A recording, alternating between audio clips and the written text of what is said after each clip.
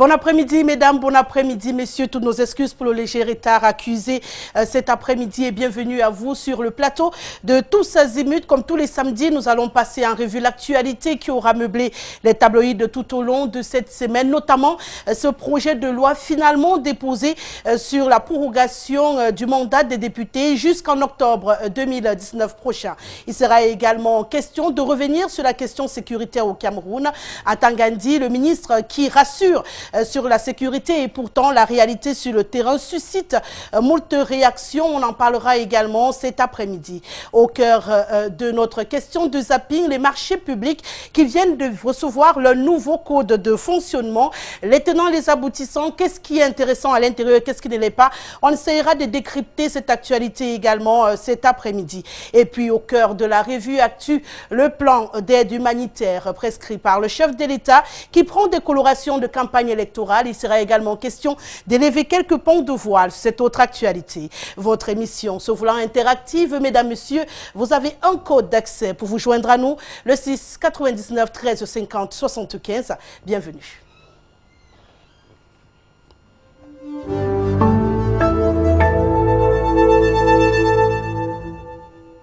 Et pour échanger cet après-midi, un panel des plus alléchants, vous vous en doutez, je vais commencer par ma droite. Monsieur le bâtonnier nous fait l'honneur d'être des nôtres cet après-midi. Maître Charles Tchoungan est sur le plateau de Tous Azimuts, bienvenue.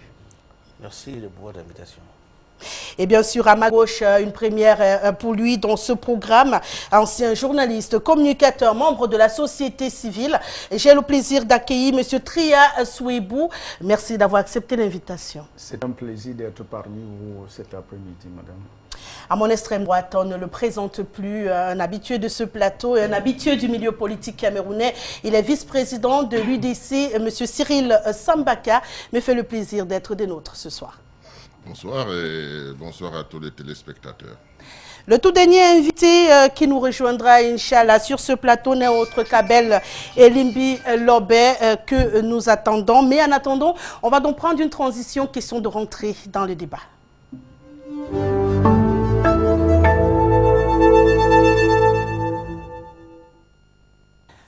La première actualité qui nous intéresse au cœur du zapping cet après-midi, on parle des marchés publics. L'État qui vient de décider de renforcer un tout petit peu la transparence en mettant donc sur pied un nouveau code de marché public, ce depuis le 20 juin dernier. Un test qui fixe apparemment les nouvelles règles applicables pour ce qui est de la préparation, de la passation, mais également de l'exécution des marchés publics au Cameroun. Le contrôle et la régulation également, un test avec 207 articles qu'on a pris plaisir à déchiffrer pour vous. Il faut dire, Monsieur Sambaka, que ce document renforce un tout petit peu le principe d'éthique également. Ben, si c'est dans l'esprit que ce document a été fait, pourquoi pas. Néanmoins, je pense que nous sommes face à une situation où c'est-à-dire que c'est une navigation à vue. Je crois que les Camerounais sont suffisamment intelligents pour savoir que ce qui passe entre les mains des fonctionnaires est quelque chose qu'il faut regarder par deux fois. Nous avons des possibilités d'associer des corps pour contrôler un certain nombre de choses parce que les habitudes ont la peau dure. Je dois dire qu'au jour d'aujourd'hui, beaucoup de gens sont en train de regarder ce document pour voir comment le contourner.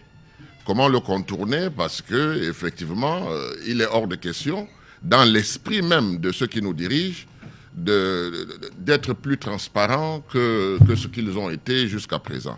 Donc moi, je pense que c'est bien de faire un effort, de faire ce document, mais ma foi, nous n'avons pas encore eu le temps de le voir mis en œuvre, en pratique, mais il faut aussi dire que ce n'est pas un ministère qui peut gérer tout le Cameroun. En matière de passation de marché, ce n'est pas un ministère. Il faut déjà qu'on entre dans la décentralisation, qu'on sache qui fait quoi, quels sont les budgets qui sont attribués à la décentralisation, c'est-à-dire aux régions, aux communes, etc. etc. Qu'est-ce qui reste pour le pouvoir central? Maintenant, comment ils vont gérer ça? Est-ce que les ordonnateurs vont demeurer les ministres? Vous voyez, il y a toute une chose importante à faire. Mais on doit dire que quand les gens travaillent, il faut respecter le travail qu'ils ont fait, mais il faut savoir que ça ne va pas être facile de mettre en application la transparence dans ce pays. Si on rentre à l'intérieur de ce test, justement, M. Sambaka, si vous le permettez, on se rend compte que c'est le ministre délégué à la présidence chargé des marchés publics, désormais, qui a l'autorité, qui est en charge, en fait, de ces marchés publics, avec une présence, bien sûr, de l'AMP, mais qui n'est plus au cœur de tout, parce que eux, désormais, ils vont surveiller et faciliter tranquillement ce processus. Hein. C'est assez élargi, quand même. J'en profite, justement, pour qu'on s'attarde dessus. En l'article 194, alinéa 1, ça dispose justement qu'il y a des délégués dans ce secteur-là qui vont désormais être sur le terrain. Je pense que, mine de rien, c'est une façon d'ouvrir un peu plus ce secteur. Peut-être, monsieur Souebou. Ok, merci une fois de plus. Je pense que nous sommes restés longtemps sombrés dans une situation dans notre République où plusieurs fonctionnaires sont devenus pratiquement des hommes d'affaires. Et je pense que celui qui est là, qui s'appelle le président de la République, a effectivement compris le jeu. Et aujourd'hui, il est en train de mettre en place une situation qui va désormais satisfaire les Camerounais dans leur entièreté. Parce que si vous essayez de regarder aujourd'hui, on parle des hommes d'affaires, mais les fonctionnaires, par le passé, sont plus des hommes d'affaires au Cameroun que les hommes d'affaires en eux-mêmes. Et alors, face à une situation où vous vous rendez compte que l'homme fonctionnaire ou peut-être un inspecteur de douane est 2 fois, 3 fois plus millionnaire qu'un homme d'affaires, ça fait problème. Et je trouve donc que cette situation de code de nouveau code de marché viennent en principe répondre aux différents déficits dont a connu ces ministères-là. Et effectivement, je pense que dans les mois à venir ou des années à venir, la situation va forcément être différente. Et je suis tout à fait d'accord qu'on mette en place ce processus-là pour essayer d'apporter une clarté sur la passation des marchés. Bien sûr, Maître Charles Tchungan, on voit quand même à l'intérieur, je le disais tout à l'heure, dans cet article 194, qui a une sorte d'autorité avec sanctions très appliquées, bien sûr, de tous les contrevenants dans ce secteur, puisqu'on remarque qu'aujourd'hui, le responsable a le droit de sanctionner tous les acteurs, même si les sanctions sont limitées à moins de 2 ans, sans avoir besoin de référer à une autre autorité. Écoutez, moi je pense que ce n'est pas le premier code des marchés publics au Cameroun, c'est le énième code. Donc je pense qu'il faut que nous prenions l'habitude, avant de proposer de nouvelles réformes pour remplacer la situation antérieure, de faire des audits. Pourquoi est-ce qu'on réforme? Si on réforme, c'est parce qu'on a constaté que ça ne marchait pas. Et pourquoi ça ne marchait pas? Parce qu'il y a beaucoup de distractions de fonds publics. Nous sommes là au cœur de la question de la qualité de la dépense publique. Notre système jacobin, c'est-à-dire hyper centralisé, n'est-ce pas, fait qu'en définitive, il est difficile d'améliorer le système en remettant en place un système centralisé. Ce n'est pas parce qu'il y a des délégations, n'est-ce pas, ce que nous appelons en droit la déconcentration des pouvoirs, que la centralisation n'est pas au cœur du système. Je pense qu'il est important, dans le cadre, n'est-ce pas, de clarifier, de rendre plus transparents les marchés publics, et dans le cadre des revendications que l'on observe dans notre pays aujourd'hui, de mettre en place effectivement la décentralisation, de transférer les compétences, de transférer les moyens et de faire en sorte que s'il y a des routes à faire à Douala, que le marché se lance à Douala, s'il y a des routes à faire à Bouya, que les marchés se lancent à Bouya, s'il y a des routes à faire à Bafoussam, que les marchés se lancent à Bafoussam et que les mécanismes de contrôle soient des mécanismes de contrôle de la région et non des mécanismes de contrôle au niveau central. C'est tout le problème que nous avons quant à la qualité de la dépense publique. Nous avons le même problème par rapport aux mairies. Voyez-vous, depuis quelques années, il a été question, le Premier ministre a pris un certain nombre de textes pour décentraliser un certain nombre d'outils au niveau des mairies pour leur permettre d'avoir des moyens, notamment les marchés. Et on a vu que 6 mois après, il y a un conflit qui s'est installé entre les délégués du gouvernement et les maires, n'est-ce pas, d'arrondissement. Donc par conséquent, ces maires, ces délégués du gouvernement ont récupéré les délégations et les transferts de moyens que le décret du Premier ministre avait installé. Nous sommes exactement dans la même situation. Ce n'est pas parce qu'on aura prévu que l'autorité chargée des marchés publics va être en même temps le censeur que ça va régler le problème. C'est entre eux, je veux dire. Si nous voulons absolument que la transparence s'installe, il faut décentraliser et non déconcentrer. Il faut transférer les moyens et il faut transférer les structures.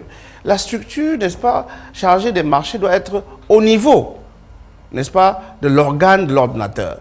Si c'est la région, eh bien, il faut que la structure de contrôle soit au niveau de la région. Si c'est la mairie, il faut que la structure soit au niveau de la mairie. Si c'est l'État, parce que l'État aura toujours des chantiers, notamment les grands chantiers structurants, parce que c'est à la mode, c'est-à-dire les autoroutes, les barrages, etc. Effectivement, ça peut justifier qu'au niveau central, il y ait un organisme pour ce faire. Mais en fait, concentrer la masse budgétaire au niveau national, concentrer l'autorité chargée, n'est-ce pas, des marchés publics au niveau national, ça pose problème et ça posera toujours problème. Tant que nous serons dans un système jacobin, il n'y aura pas de solution. Il faut que nous changions de braquet, que nous changions de logiciel, que nous allions franchement vers la décentralisation. Si en 1996, cette décentralisation avait été mise en place, beaucoup de problèmes que nous connaissons aujourd'hui n'auraient pas lieu. Je note simplement qu'en fait, c'est une réforme cosmétique. En réalité, ces gens-là se sont rendus compte brutalement que la consommation des budgets d'investissement baisse de plus en plus. Pourquoi? Parce qu'il est difficile dans un budget d'investissement de détourner de l'argent. Donc il faut mettre en place de nouveaux systèmes pour essayer, je dis que c'est un système en trompe-l'œil. Voyez-vous, si on veut vraiment reformer le secteur des marchés publics, il faut décentraliser les compétences, décentraliser les moyens, et puis mettre, n'est-ce pas, l'autorité chargée des marchés publics au lieu de la dépense. Donc, pour vous, Maître Tchungan, le temps pour nous d'accueillir également notre quatrième invité qui nous a finalement rejoint, Monsieur Abel Limbi Lobé, et j'y arrive. Il est conseiller municipal et non politique qu'on ne présente plus au Cameroun. Bienvenue, Monsieur Limbi Lobé. Merci. Une fois n'est pas coutume. Ici. Oui, la ville est très dérangée avec les routes qui ne passent pas facilement.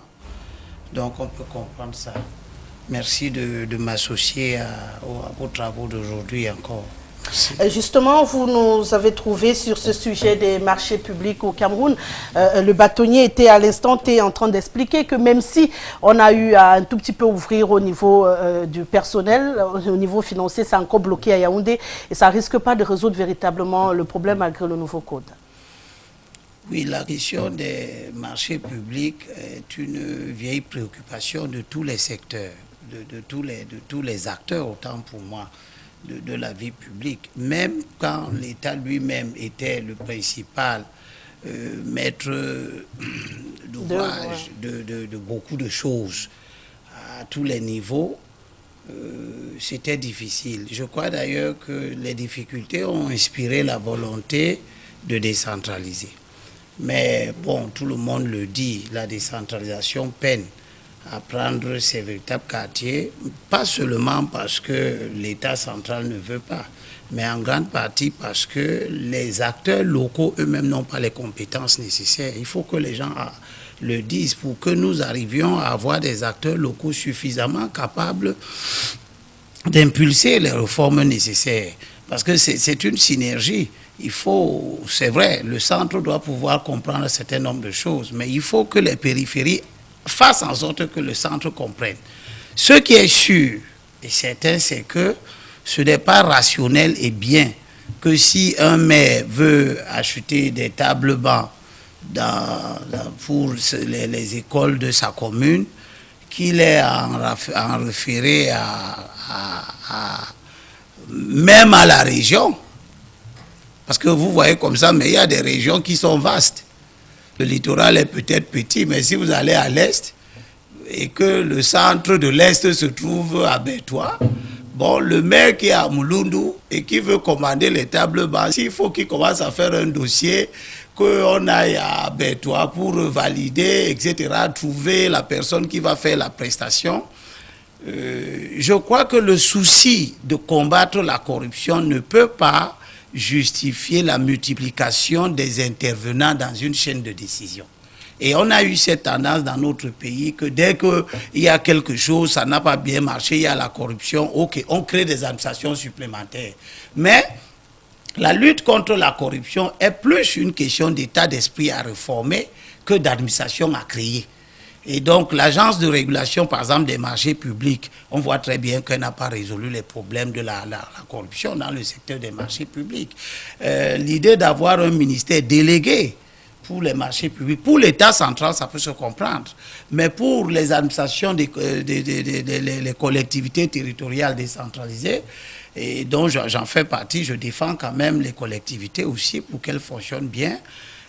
Pour que un maire, comme je disais tantôt, c'est d'ailleurs un ancien ministre Mbouy qui disait que tout le monde sait où on achète une table-banc. Ce n'est pas la peine que pour acheter une table-banc, que ce soit à Yaoundé, qu'on nous dise où on va l'acheter. Surtout que la dérive qu'on a observée, c'est que pour certains travaux locaux, c'est encore le ministère en charge des marchés publics qui sélectionne l'opérateur, qui vous l'envoie. Donc vous-même qui avez vos besoins... Et les délégués suivent sur le terrain. Oui, etc., etc. C'est compliqué, c'est lourd. C'est lourd. Le résultat, comme disait Maître Tchunga, c'est qu'on est arrivé à quelque chose de préoccupant qui a d'ailleurs plusieurs fois préoccupé le président de la République dans ses discours. La sous-consommation du budget d'investissement public. C'est quelque chose qui est très insensé. L'État met de l'argent dans les prévisions budgétaires, et puis les acteurs locaux n'arrivent pas à utiliser cet argent parce que du moment où vous faites votre dossier, que votre projet déjà, qu'un conseil municipal prenne la délibération, que la délibération aille chez le préfet, que le préfet valide, que la délibération revienne maintenant, que le dossier pour votre marché soit monté, que la commission locale des marchés publics valide, etc. Vous avez la moitié de l'année qui est déjà écoulée. Et vous allez faire combien de projets comme ça? Puis ensuite, les saisons de pluie arrivent qui limitent les travaux. Donc, il faut revoir, créer de la souplesse. Mais créer de la souplesse ne veut pas dire ouvrir la porte à la corruption. La corruption ne se gère pas par l'alourdissement des procédures. Elle se gère par des mécanismes de contrôle effectif de la qualité de la dépense et de son efficacité, donc son efficience. Donc, on ne peut pas prévenir la corruption en amont par la multiplication des instances de régulation ou de décision.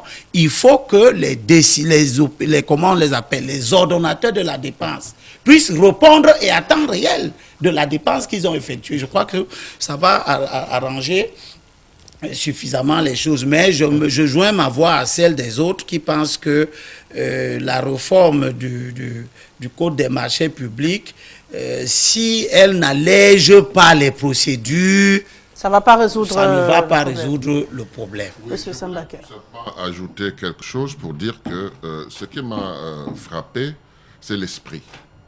Vous voyez, on nous parle d'une réforme. Ouais. Alors, la réforme ne tient pas compte du fait que nous sommes dans un pays où il y a des collectivités territoriales décentralisées. Ça veut dire que les réformes vont dans la droite ligne du centralisme excessif. Vous voyez? C'est-à-dire qu'on fait des réformes, mais c'est toujours pour maintenir ce centralisme, alors qu'en même temps, on a le discours de la décentralisation. Donc ça, c'est quelque chose qu'il faut remarquer là-dedans et dire qu'il faut qu'on aille effectivement. Donc la volonté de décentraliser ne se manifeste pas dans cette réforme.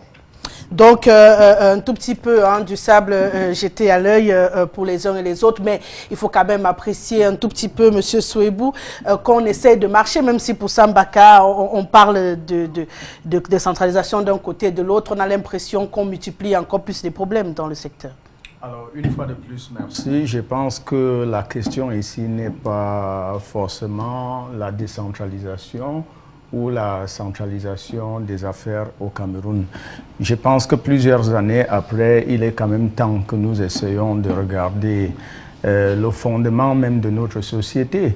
Parce qu'il faudrait effectivement que nous essayions de regarder le comportement même de ceux à qui sont attribués des marchés? Oui, des marchés et cette différentes responsabilités. Parce que si vous essayez de regarder une situation, vous voyez un fonctionnaire par exemple ou un délégué par exemple à qui on donne la responsabilité d'exécuter certaines lois de la République. Et vous venez derrière sa maison, vous vous rendez compte qu'il a 10 Prado garés, il a 10 VX garés et tout ça.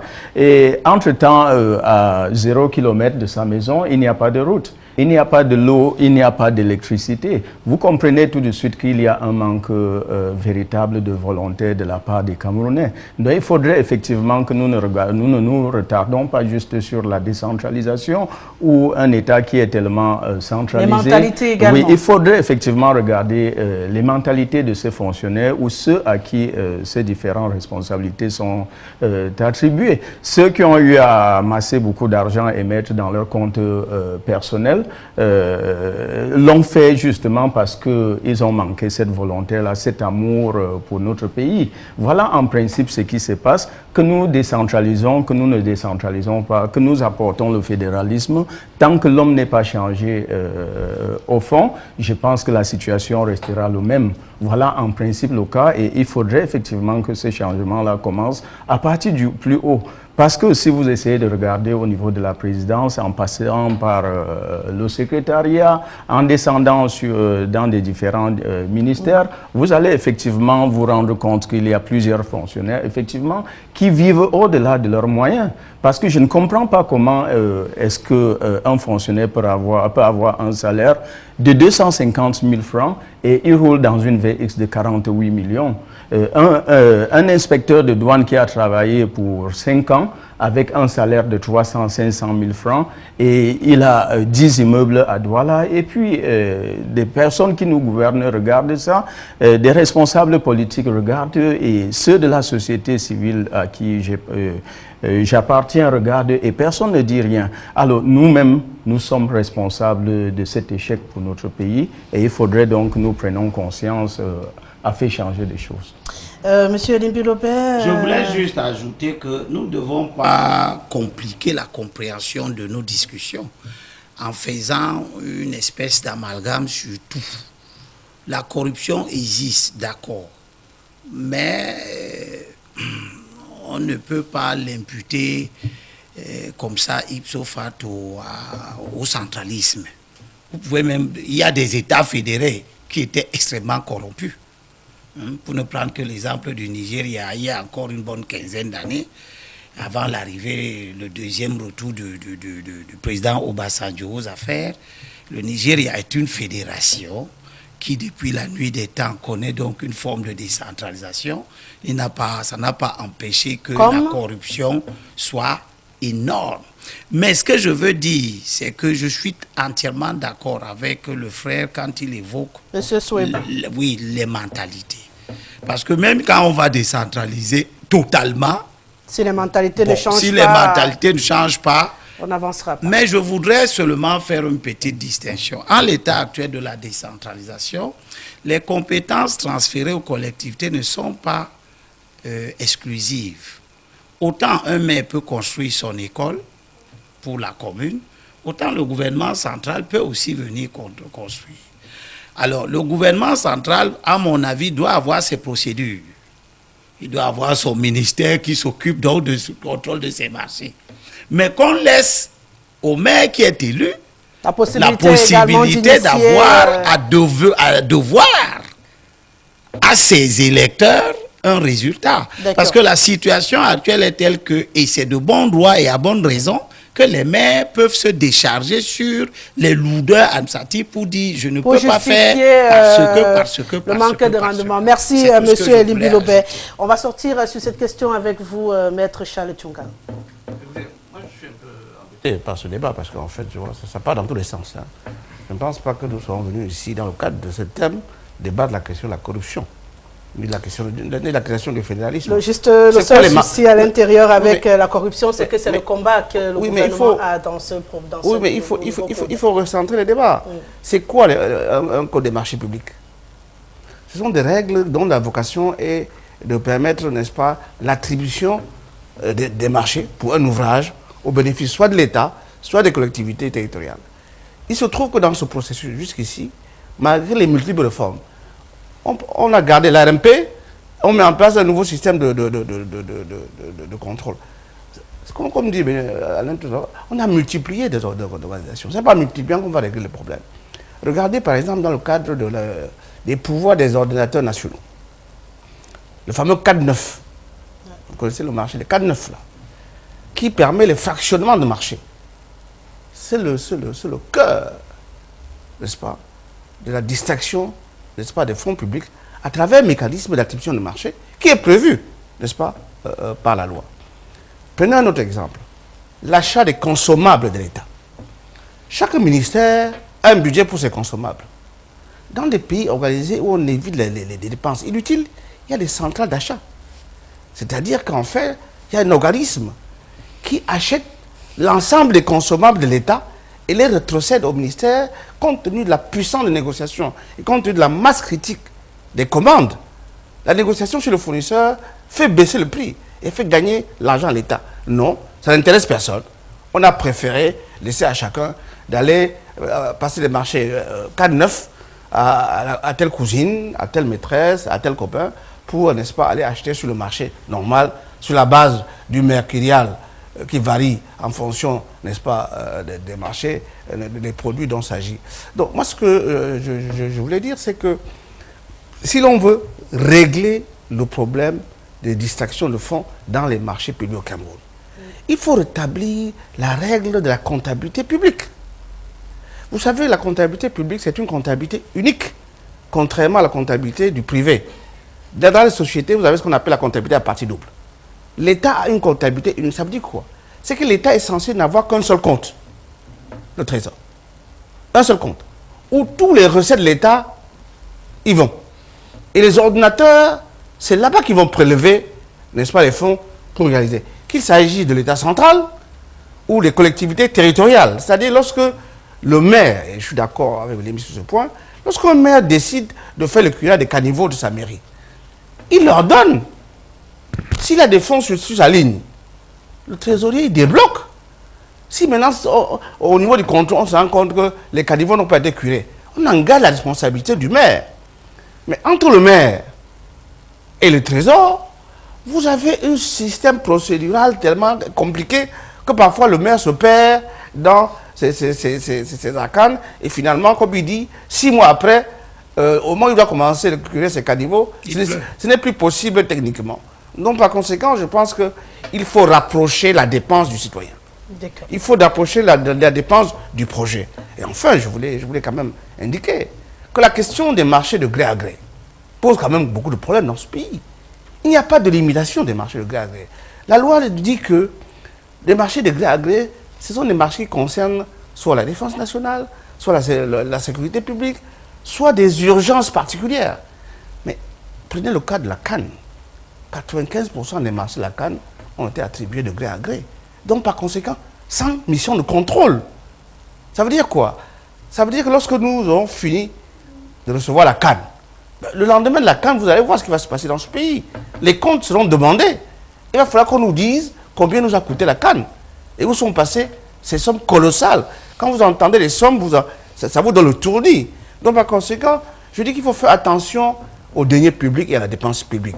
Il faut améliorer la qualité de la dépense publique. Elle ne peut être améliorée que par la détermination de l'objet de la dépense et par la transparence du choix de l'opérateur.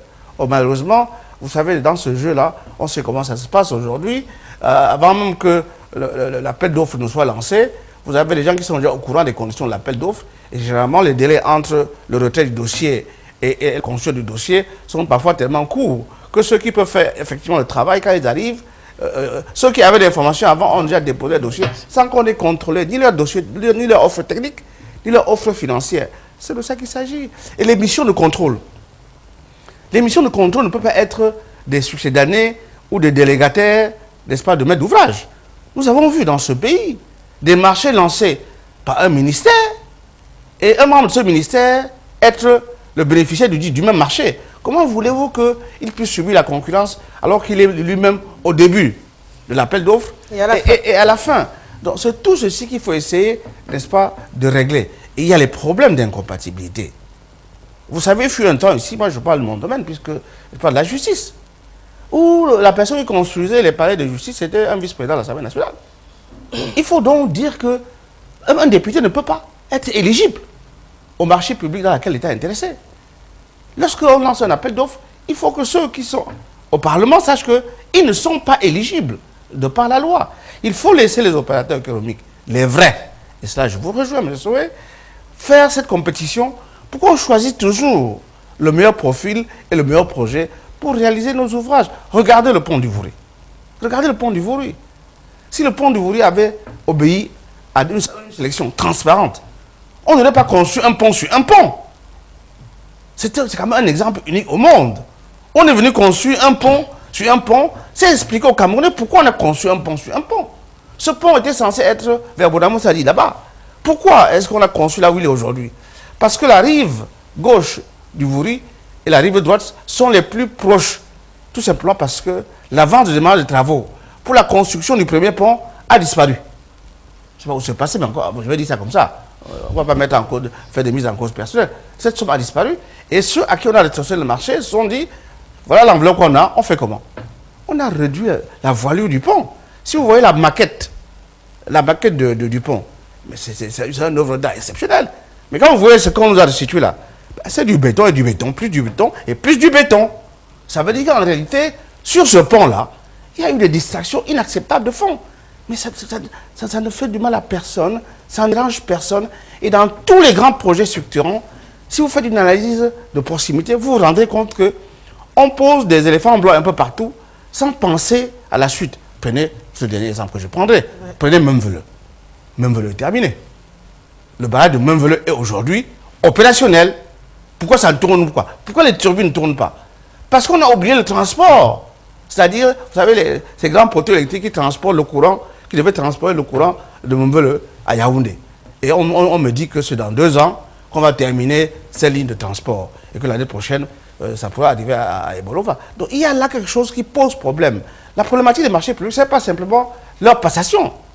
C'est la capacité à évaluer le projet et à évaluer ses, je vais dire, tous les contours du projet. Vous ne pouvez pas construire un barrage à Lompanga de retenue d'eau. Ce n'est pas un barrage de production, contrairement à ce que les gens ont dit. Et vous oubliez qu'autour de ce barrage, il y a des villageois. Il a fallu qu'un avenant fait par l'initiative de la BAD fasse en sorte qu'on construise à côté une petite centrale hydroélectrique pour fournir les villages environnants. Donc le problème des marchés chez nous, en réalité, c'est un problème global. Il faut changer de logiciel. Il faut faire en sorte qu'avant qu'un projet ne démarre, n'est-ce pas, que l'on soit sûr de sa pertinence d'abord, ça renvoie à la qualité de la dépense publique, que l'on soit sûr du partenaire technique qui va réaliser le projet et que l'on soit sûr que les délais prescrits seront respectés. Faites un tour dans nos villes et campagnes. Vous verrez que, bon, on dit route non bitumée, délai d'exécution 6 mois. Et quand vous regardez la date de démarrage, ça fait 3 ans qu'on n'a pas livré. Allez voir le marché de Kribi. Il y a des années qu'on aurait dû livrer ce marché, ouais. Mais il est toujours en train d'être travaillé et les opérateurs ont changé au moins 3 fois. Donc la question des marchés publics doit faire l'objet, me semble-t-il, d'un véritable débat national où sont associés à la fois la société civile, à la fois les opérateurs économiques et l'administration, pour qu'on trouve des solutions pérennes.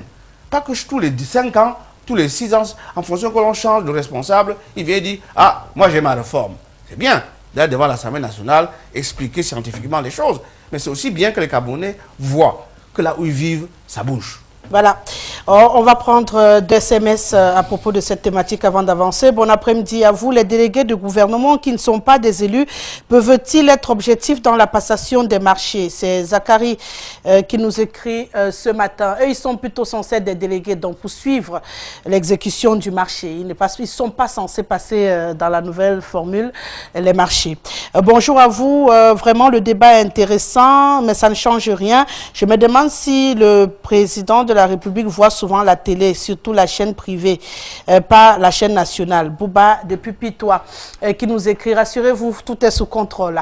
On va parler à présent de sécurité au Cameroun. Sur la sellette cet après-midi, le ministre Paul Atangandi qui dit qu'au Cameroun, en termes de sécurité, tout est sous contrôle à l'heure actuelle. Et pourtant, on annonce encore sur le terrain la chasse. Hein, on a ouvert une chasse bien fournie sur 26 présumés sécessionnistes qui sont activement également recherchés. Leurs noms auraient été retrouvés après la fouille dans un camp des sécessionnistes à Bello. Nous sommes là dans le nord-ouest Cameroun. Et joint à ces noms, bien sûr, un plan de surveillance en forêt. Et ces personnes-là qui sont censées s'être évaporées dans la nature créent beaucoup de frustration, puisque du côté de Babadiou, on annonce hier une attaque de la brigade de Babadiou, pas des, entre guillemets, sécessionnistes qui sont en ce moment poursuivis. Ça inquiète un tout petit peu dans le littoral. Vient de se dérouler une réunion également sur la question de sécurité. Est-ce qu'on peut concrètement dire que tout est sous contrôle, comme il le dit le ministre Atangandi, M. Abel Elimbilobe?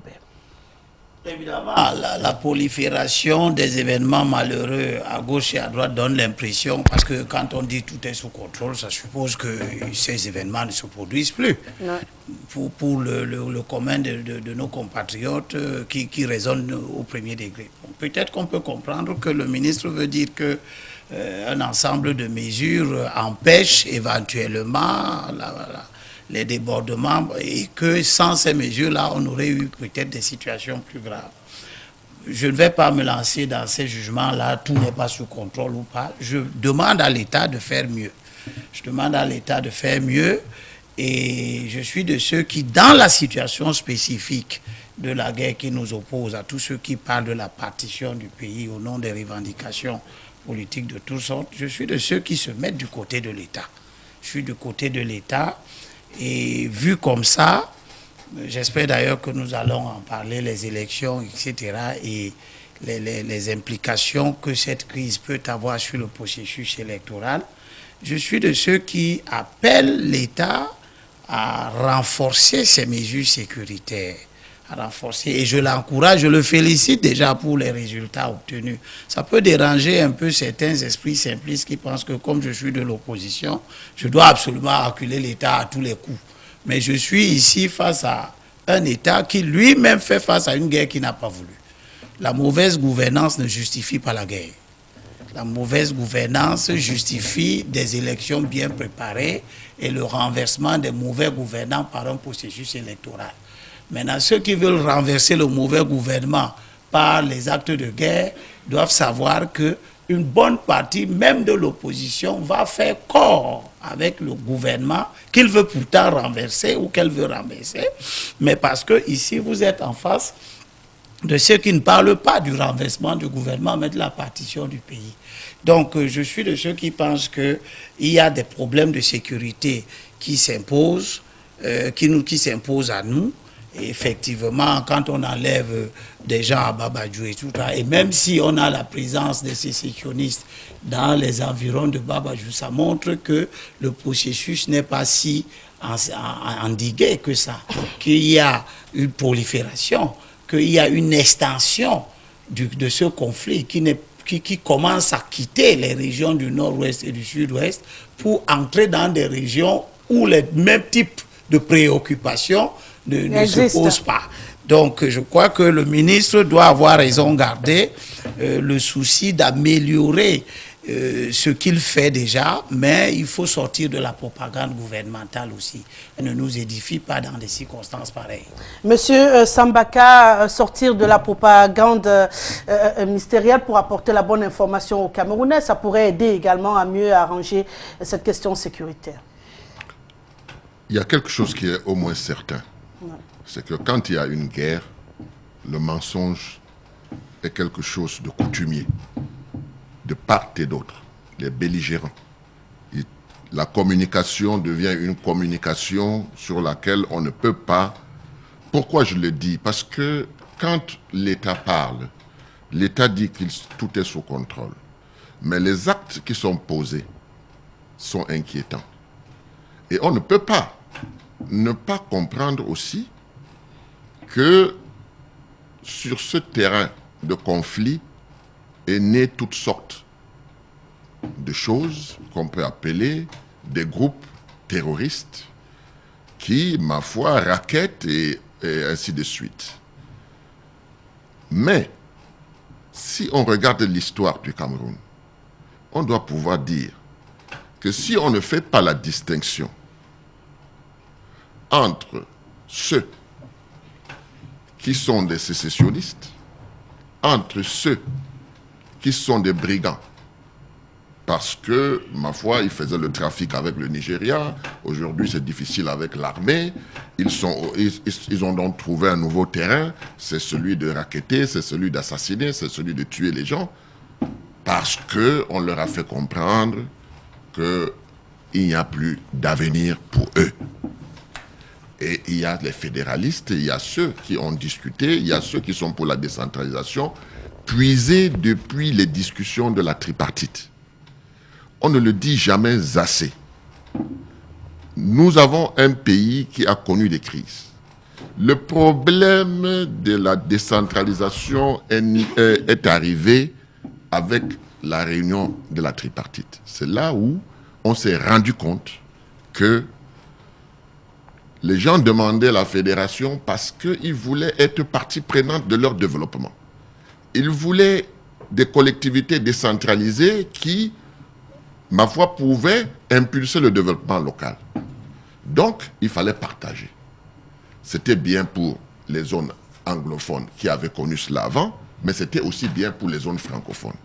Donc, il y a un méli-mélo de toutes ces choses qui demandent tout simplement une clarification.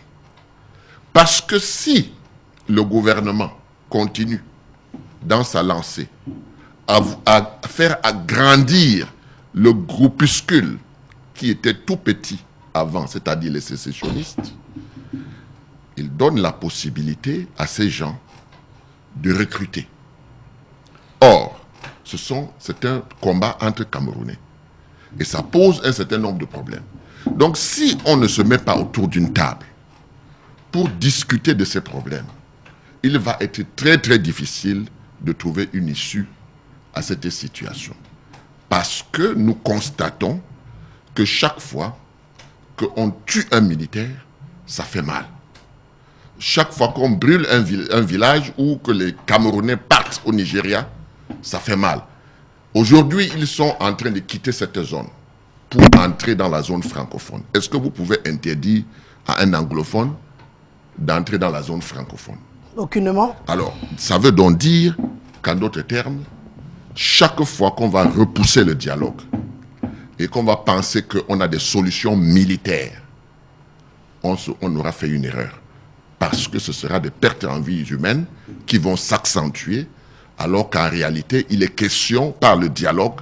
Et je vous invite à écouter Houphouët-Boigny dans le temps, qui disait que la grandeur des hommes, c'est de pouvoir résoudre pacifiquement dans le dialogue, dans la discussion, les problèmes. Parce que quand on entre en guerre, il est certain qu'on va les résoudre toujours par le dialogue, mais ça aura fait beaucoup de casse. Monsieur Tria Soueibou, le ministre dit que tout est sous contrôle. Est-ce que le fait justement qu'on ait la sensation que ces sécessionnistes sont en train de fuir les zones nord-ouest et sud-ouest du Cameroun ne signifie pas justement que l'État est en train de contrôler cette partie en ce moment? Avant de vous répondre, je vais tout de suite prendre langue avec mon grand frère, M. Sam Bakar, que la solution militaire n'a pas place dans la crise dite anglophone. Mais je vais déjà vous dire que M. Atanganji, le ministre de l'AT, et celui qui est chargé secrétaire de la sécurité, au Cameroun, il répond à un monsieur, il répond à un chef et il a un devoir qui est ce qu'on appelle le compte rendu, qui doit d'une manière ou d'une autre être positif parce qu'il doit effectivement défendre sa casquette. Mais dire quand même que tout est sous contrôle ou une grande partie de la zone anglophone est sous contrôle, moi je vais tout de suite dire que moi je ne partagerai pas la même opinion que le ministre Atanganji. Parce qu'on ne peut pas dire que la grande partie de la zone anglophone est sous contrôle à partir du moment où il n'y a pas 48 heures. Nous avons vu sur les réseaux sociaux, puisque c'est sur ces réseaux-là que nous sommes généralement informés, il y a pratiquement 48 heures, nous avons vu comment un militaire était arrêté et a été torturé. Et nous ne pouvons pas parler qu'il y a totalement contrôle dans la partie anglophone à partir du moment où il y a 48 heures. À Babissi c'est dans le Ngok Tunja, dans le nord-ouest, Et il y a eu des morts au niveau de Bamenda suite au conflit qu'il y a eu il y a peut-être 2 ou 3 jours. À partir donc du moment où ces personnes-là qui ont perdu leurs membres de famille partaient effectivement enterrer leurs frères à Kumbo, au niveau du contrôle de Babissi, Babissi c'est l'arrondissement de Babissi, il y a un contrôle mixte de gendarmerie militaire. Ils ont stoppé à ce point-là ces personnes qui partaient justement enterrer les leurs et ils ont commencé à tirer en l'air de manière désordonnée et ça a failli encore dégénérer dans le nord-ouest. Je vous rappelle déjà que depuis le début de cette crise-là, le département de Ngokotunja, c'est dans le Ndop, n'a pas connu d'événements majeurs, ni même, il n'y a même pas pratiquement eu de morts dans ce département-là. Mais vous comprenez tout de suite donc que c'est devenu le fonds de commerce à la fois des sécessionnistes, comme on peut les appeler, et c'est devenu aussi le fonds de commerce de nos forces de l'ordre et de sécurité. Alors, dans un pays, lorsqu'on parle de forces de l'ordre et de sécurité, il s'agit effectivement de maintenir la paix. Comment est-ce qu'au début de cette crise-là, ça s'est transformé aux morts? Parce que nous avons vu où cette crise-là a commencé et nous avons ensemble su ceux qui ont commencé la tuerie. Et aujourd'hui, nous parlons que, nous disons, le ministre de l'administration territoriale nous informe que la situation est quasiment contrôlée.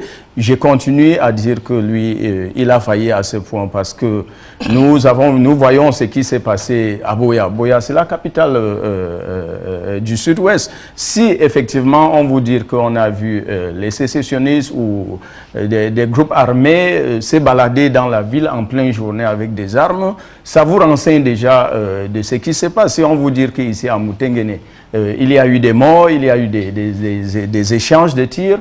Ça nous renseigne à suffisant que Douala n'est pas épargné. En Banga, effectivement, il n'y a pas plusieurs jours, il y a eu des problèmes. Je pense donc qu'il est moment pour que nous nous regardons dans les yeux et nous regardons nos ministres, nos gouvernants et on leur dit effectivement ce qui se passe que de tourner ou d'utiliser la langue du bois. Donc nous sommes en situation de guerre. Comme a dit M. Sambakar, il faudrait effectivement faire quelque chose pour que nous puissions sortir de cette crise-là. C'est clair que personne ne veut la guerre, Monsieur Maître Tchungang, mais il faut dire que la responsabilité de l'État, c'est d'abord de ramener la paix. Et si le ministre Atangandi dit que tout est sous contrôle, on doit le croire? Je crois qu'il est dans son rôle. Je veux mettre ça sous ce que nous appelons, c'est un élément de langage, hein. Ce sont des codes d'engager pour éviter de semer la panique. Je crois aussi que c'est son rôle d'éviter de semer la panique dans les populations. Mais je veux retenir sur l'intervention autre chose. Quand il parle de la difficulté de notre force de défense et de sécurité, il dit nous sommes dans le cadre d'une guerre asymétrique. Le fait de reconnaître que nous sommes dans le cadre d'une guerre asymétrique, c'est en fait quoi? C'est qu'en réalité, on ne sait pas où ils sont. Ils peuvent sortir de n'importe où pour attaquer. Donc par conséquent, les plans de défense et de sécurité classiques ne sont pas opérationnels, ne sont pas pertinents. Donc par conséquent, à partir du moment où le ministre avoue que nous sommes dans un conflit de type asymétrique, il doit admettre que la migration des populations, à la fois vers l'extérieur comme à l'intérieur du pays, peut avoir pour conséquence de transférer ce conflit là où personne ne peut imaginer. Le fait que les populations se déplacent vers l'intérieur du pays, notamment à Banga, à Tchan, à Bouda, etc. Vous avez dit tout à l'heure qu'à Babadjou, il y a eu quelques soucis. Ouais. Ça veut dire quoi? Ça veut dire qu'en réalité, dans une guerre asymétrique, on l'a vu avec Boko Haram, quand vous les traquez dans leur fief, qu'est-ce qu'ils font? On a vu au nord, ils ont pris des gamines de 3-4 ans, c'est lâche, mais c'est ça la guerre asymétrique. Ils les ont envoyés dans nos villages qui ont explosé, n'est-ce pas, des villageois paisibles.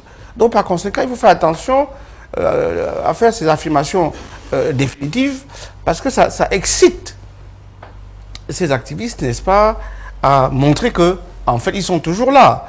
Et je voulais conclure pour dire qu'il est temps. Il est temps que le président de la République prenne une initiative pour qu'il y ait un véritable dialogue. On va me poser la même question. On dialogue avec qui? Mais on combat qui? Vous savez, historiquement, moi je ne connais pas de guerre. À part la guerre de la Palestine et d'Israël, mais ça viendra. Je ne connais aucune guerre qui ne se soit soldée autour d'un tapis vert. Qu'il s'agisse de la Première Guerre mondiale, qu'il s'agisse de la Seconde Guerre mondiale. J'indique tout simplement que si nous n'avons pas l'intelligence, lorsque nous avons eu conduit la guerre, de choisir le moment où on doit l'arrêter, et ce choix appartient à l'État. Lorsque l'État se sentira suffisamment fort, lorsque l'État aura décidé qu'il a sécurisé nos frontières, ces deux régions, le dialogue deviendra possible. Mais je voudrais lire cette quête à l'aune du temps et du contexte. Nous sommes à 4 mois d'une élection majeure. Nous sommes à 4 mois, jour pour jour de l'élection présidentielle. La question est, est-ce que dans les... Parce que la campagne électorale va démarrer, je crois, un mois avant la dite élection. Est-ce que dans les 3 mois que nous avons devant nous, est-ce que nous ne pouvons pas mettre tout ceci à profit en impliquant l'ensemble des forces vives de ce pays pour trouver une solution à cette crise? Voyez-vous, quand vous commencez à décider que vous excluez quelqu'un de la négociation, c'est que vous ne voulez pas négocier. Au même titre que je vois, c'est ce que je dis, c'est le fédéralisme ou rien. Quand vous commencez à fixer l'objectif du dialogue, il ne peut pas y avoir de dialogue. Nous devons nous asseoir, examiner froidement comment pouvons-nous faire pour sortir de cette situation. La question qui est posée au fond, au-delà de la guerre qui nous est imposée, c'est la question de la gouvernance. S'il y avait eu une bonne gouvernance en 1996, si on avait décentralisé tel que la Constitution de 1996 au sortir de la tripartite, ce pays, ces problèmes ne se seraient pas posés. C'est vrai qu'on dit toujours que les avocats avaient été au début de cette crise. C'est ce que je m'apprêtais à vous dire. Mais en fait, ce n'était que le sommet de l'iceberg, quoi. Je veux dire qu'en réalité, c'est l'allumette qui a allumé quelque chose qui était ressenti depuis des années. Donc, par conséquent, il faut y mettre un terme. Et je pense que le plan d'urgence que le chef de l'État vient de lancer répond en partie à cette difficulté. Parce qu'injecter 3,7 milliards 12 milliards 12 milliards 7 dans les régions, si on les injecte intelligemment, si ça ne va pas à autre chose, comme on a l'habitude de voir, comme ce fut le cas pour le coup de cœur pour les Lions, parce que maintenant, on voit les bâtiments qui sortent de terre, et on soupçonne que ces bâtiments viennent, n'est-ce pas, de ce coup de cœur.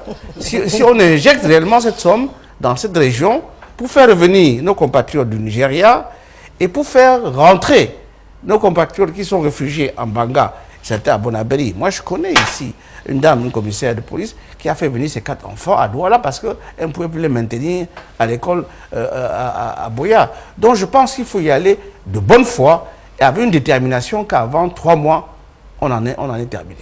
Monsieur Nibilobé, on retient quoi du ministre Atangadi pour ce jour? Je pense qu'il se bat. Nous devons lui accorder le bénéfice de ce qu'un ministre volontariste fait ce qu'il peut faire. Mais d'ailleurs, il faut savoir que c'est le ministre de l'administration territoriale. Ce n'est pas lui qui combat les sécessionnistes. Il administre les préfets, les sous-préfets qui font du renseignement, qui maintiennent la présence de l'État au minimum de fonctions de l'État. Donc l'idée même que c'est lui qui s'exprime sur les questions de défense, on peut questionner ça. Il y a le ministre de la Défense, il y a le ministre en charge de la gendarmerie, qui sont des forces opérationnelles en matière de rétablissement de la sécurité, etc. Mais pardon? Voilà. Et puis il y a la police. Voilà. Donc, bon, nous souhaitons qu'il y ait une bonne synergie entre tous ces départements ministériels pour que nous ayons un travail qui nous rassure. Mais ce que je veux dire, c'est que je me méfie beaucoup de l'apologie du dialogue que font certaines personnes. Parce que l'histoire de l'humanité existe. Les conflits sont vieux comme le monde. Ce n'est pas le premier conflit. Il faut qu'on invente la roue. Dans tous les pays, quand il y a des conflits armés, c'est celui qui gagne le conflit qui fait la paix. Ce n'est pas celui qui maintient le conflit, qui l'allume, qui vient nous dire comment on fait la paix. La Première Guerre mondiale, eh bien, ceux qui l'ont provoqué ont été battus. Et puis maintenant, on a organisé le dialogue pour rétablir. C'est pour ça que quand Maître Tchouga s'est exprimé, parce que je ne suis pas d'accord avec lui sur beaucoup d'approches sur ces questions, mais là je viens d'être d'accord avec lui, quand il a dit que quand l'État sera suffisamment fort pour rétablir la paix, alors le dialogue commencera. Ça veut dire que avant ce dialogue-là, il faut neutraliser ceux qui ont pris les armes. Prendre les armes contre sa patrie est interdit dans tous les pays du monde. Je ne connais pas un pays du monde qui autorise à qui que ce soit de prendre les armes contre le pays, contre son intégrité. Donc ceux qui ont imaginé que pour des raisons politiques, que nous avons déjà eu à dire qu'elles étaient a priori légitimes, relevant de la mauvaise gouvernance. Mais quand on a fini de dire ça, personne n'a dit, comme c'était mal gouverné, prenez des armes. Prenez des armes. Et quand vous écoutez Sambaka et bien d'autres, vous voyez que nous sommes dans une situation d'incertitude qui est telle que on n'est pas sûr que ceux qui ont les armes là actuellement ont même une fonction politique, ont une revendication politique certaine. Ça peut être effectivement, et c'est ça le problème des gens qui prennent les armes, c'est qu'à un moment donné, comme ce ne sont pas des institutions organisées pour gérer les armes, ça dérive, ça leur échappe. Des gens, tous ceux qui agissent en Banga partout, personne ne peut me convaincre qu'ils sont sous le contrôle de M. Ayouk et de sa bande. Donc nous avons affaire, probablement, et très certainement d'ailleurs, parce qu'on a déjà vu ça dans beaucoup d'autres pays, nous avons affaire à des groupes qui sont carrément des groupes de bandits, mais pour justifier ce banditisme-là, évoquent la question politique que les sécessionnistes organisés et structurés en mouvement ont lancé. Donc nous sommes dans une situation d'essaimage. De récupération peut-être. De récupération, prolifération, etc. etc. J'ai vu une vidéo qui a circulé avec des gens dans un camp là et tout ça en train de faire un grand discours et tout. J'ai bien écouté, j'ai rien compris de politique là-dedans. Et je dis, les élections font partie des règlements des crises. Les élections. Peut-être qu'il existe de nombreux pays à travers le monde où les solutions aux crises politiques armées sont arrivées ou sont devenues possibles quand on a eu à changer, par exemple, de gouvernement. Donc, l'idée que les sécessionnistes ont eue d'avoir pour stratégie, pour se faire entendre, de déclencher une guerre à la veille des élections peut complètement se retourner contre eux, si on ne fait pas attention. Parce que j'entends en même temps certains de mes frères de l'opposition venir sur les plateaux de télévision dire qu'il ne faut pas qu'il y ait élection au motif que dans deux parties du territoire, il y a la guerre. Eh bien, si vous dites des choses de cette nature-là et qu'on s'engage dans cette voie, celui que vous voulez combattre et que vous tenez pour responsable de cette guerre va demeurer en place jusqu'à l'avènement de je ne sais quelle forme de paix. Donc nous sommes dans une espèce d'enlisement parce que des gens tiennent des discours qui vont dans tous les sens. Il faut qu'on soit clair. Si nous ne voulons pas des élections, qu'on sache que Paul Biya restera au pouvoir.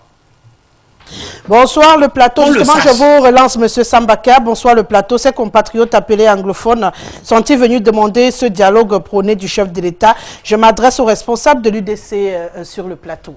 Je profite justement du SMS pour vous relancer dans votre réaction, M. Sambaka. Qu'est-ce qu'il a posé comme question? Il a demandé si les compatriotes appelés anglophones sont venus demander le dialogue prôné du chef de l'État. Non, je ne pense pas. Ils ont plutôt dit qu'ils n'ont pas besoin des aides qu'on est en train d'organiser. Je crois que si je dois répondre, c'est comme ça que je dois répondre. Mais c'est un sujet qu'on va aborder. Pour dire quoi? Pour dire qu'il faut que nous soyons réalistes. Il faut que nous soyons humains à la fin. Parce que nous travaillons, patriotes, parce que nous travaillons pour l'être humain. Quand on choisit de faire la politique, c'est pour l'être humain. C'est pour faire avancer l'être humain. Donc quand nous sommes face à des situations comme celle-là, il faut d'abord reconnaître que nous avons un gouvernement jacobin. Nous avons beaucoup hérité de la colonisation. Nous fonctionnons comme si nous étions dans un gouvernement colonial et qu'en face, il y avait le peuple qui devait être asservi pour la métropole. Donc, il faut le savoir. La science infuse appartient au gouvernement. La force de droit appartient au gouvernement. comment ils ont encore appelé cette histoire-là? Ils ont dit que la force, la violence légitime appartient au gouvernement. Voilà les termes que nous entendons dans un pays où on doit parler de fraternité. Donc moi je dis, c'est bien, mais quels sont les résultats? Peut-être beaucoup de Camerounais n'ont pas connu ce que c'est que la guerre civile. Moi je l'ai connu. J'étais encore gamin. J'ai vu comment une tribu pourchassait une autre tribu. Nous avions quelqu'un de cette tribu dans la maison, on le cachait au plafond. J'étais encore jeune, ce n'est pas sorti de ma tête. Je vous jure que la guerre civile, ça ne sort pas de la tête des populations comme ça. Il faut une réconciliation. Mais quand il n'y a pas de dialogue autour d'une table, on va faire la réconciliation comment? Avec la force des armes? Donc il y a quelque chose, les Camerounais ont connu la paix. Il ne faut pas que la paix qu'ils ont connue leur tourne la tête au point de poser un certain nombre de questions. Il est ici question des Camerounais. Il y a un petit groupuscule qui, depuis l'indépendance du Cameroun, veulent leur État. Ils n'ont jamais réussi. Est-ce que nous nous sommes posé tout simplement la question de savoir pourquoi cette fois-ci ça fait autant de bruit au point d'arriver aux armes? Comment avons-nous géré cela? Il faut aussi se remettre en question. C'est comme ça qu'on avance dans un pays. On n'avance pas parce qu'on a l'autorité de l'État seulement. On est face à une guerre asymétrique, tout le monde le dit. On est face à des Camerounais qui peut-être revendiquent beaucoup pour avoir un peu. C'est autour d'une table que ça va se savoir. C'est là où on va les mettre en minorité. Et c'est là où le Cameroun va se réconcilier. Parce que le Cameroun a besoin de réconciliation. Vous ne pouvez pas imaginer le nombre de la diaspora, hein, qu'il y a des populations du sud-ouest et du nord-ouest, aux États-Unis par exemple. C'est quelque chose de fondamental, de formidable.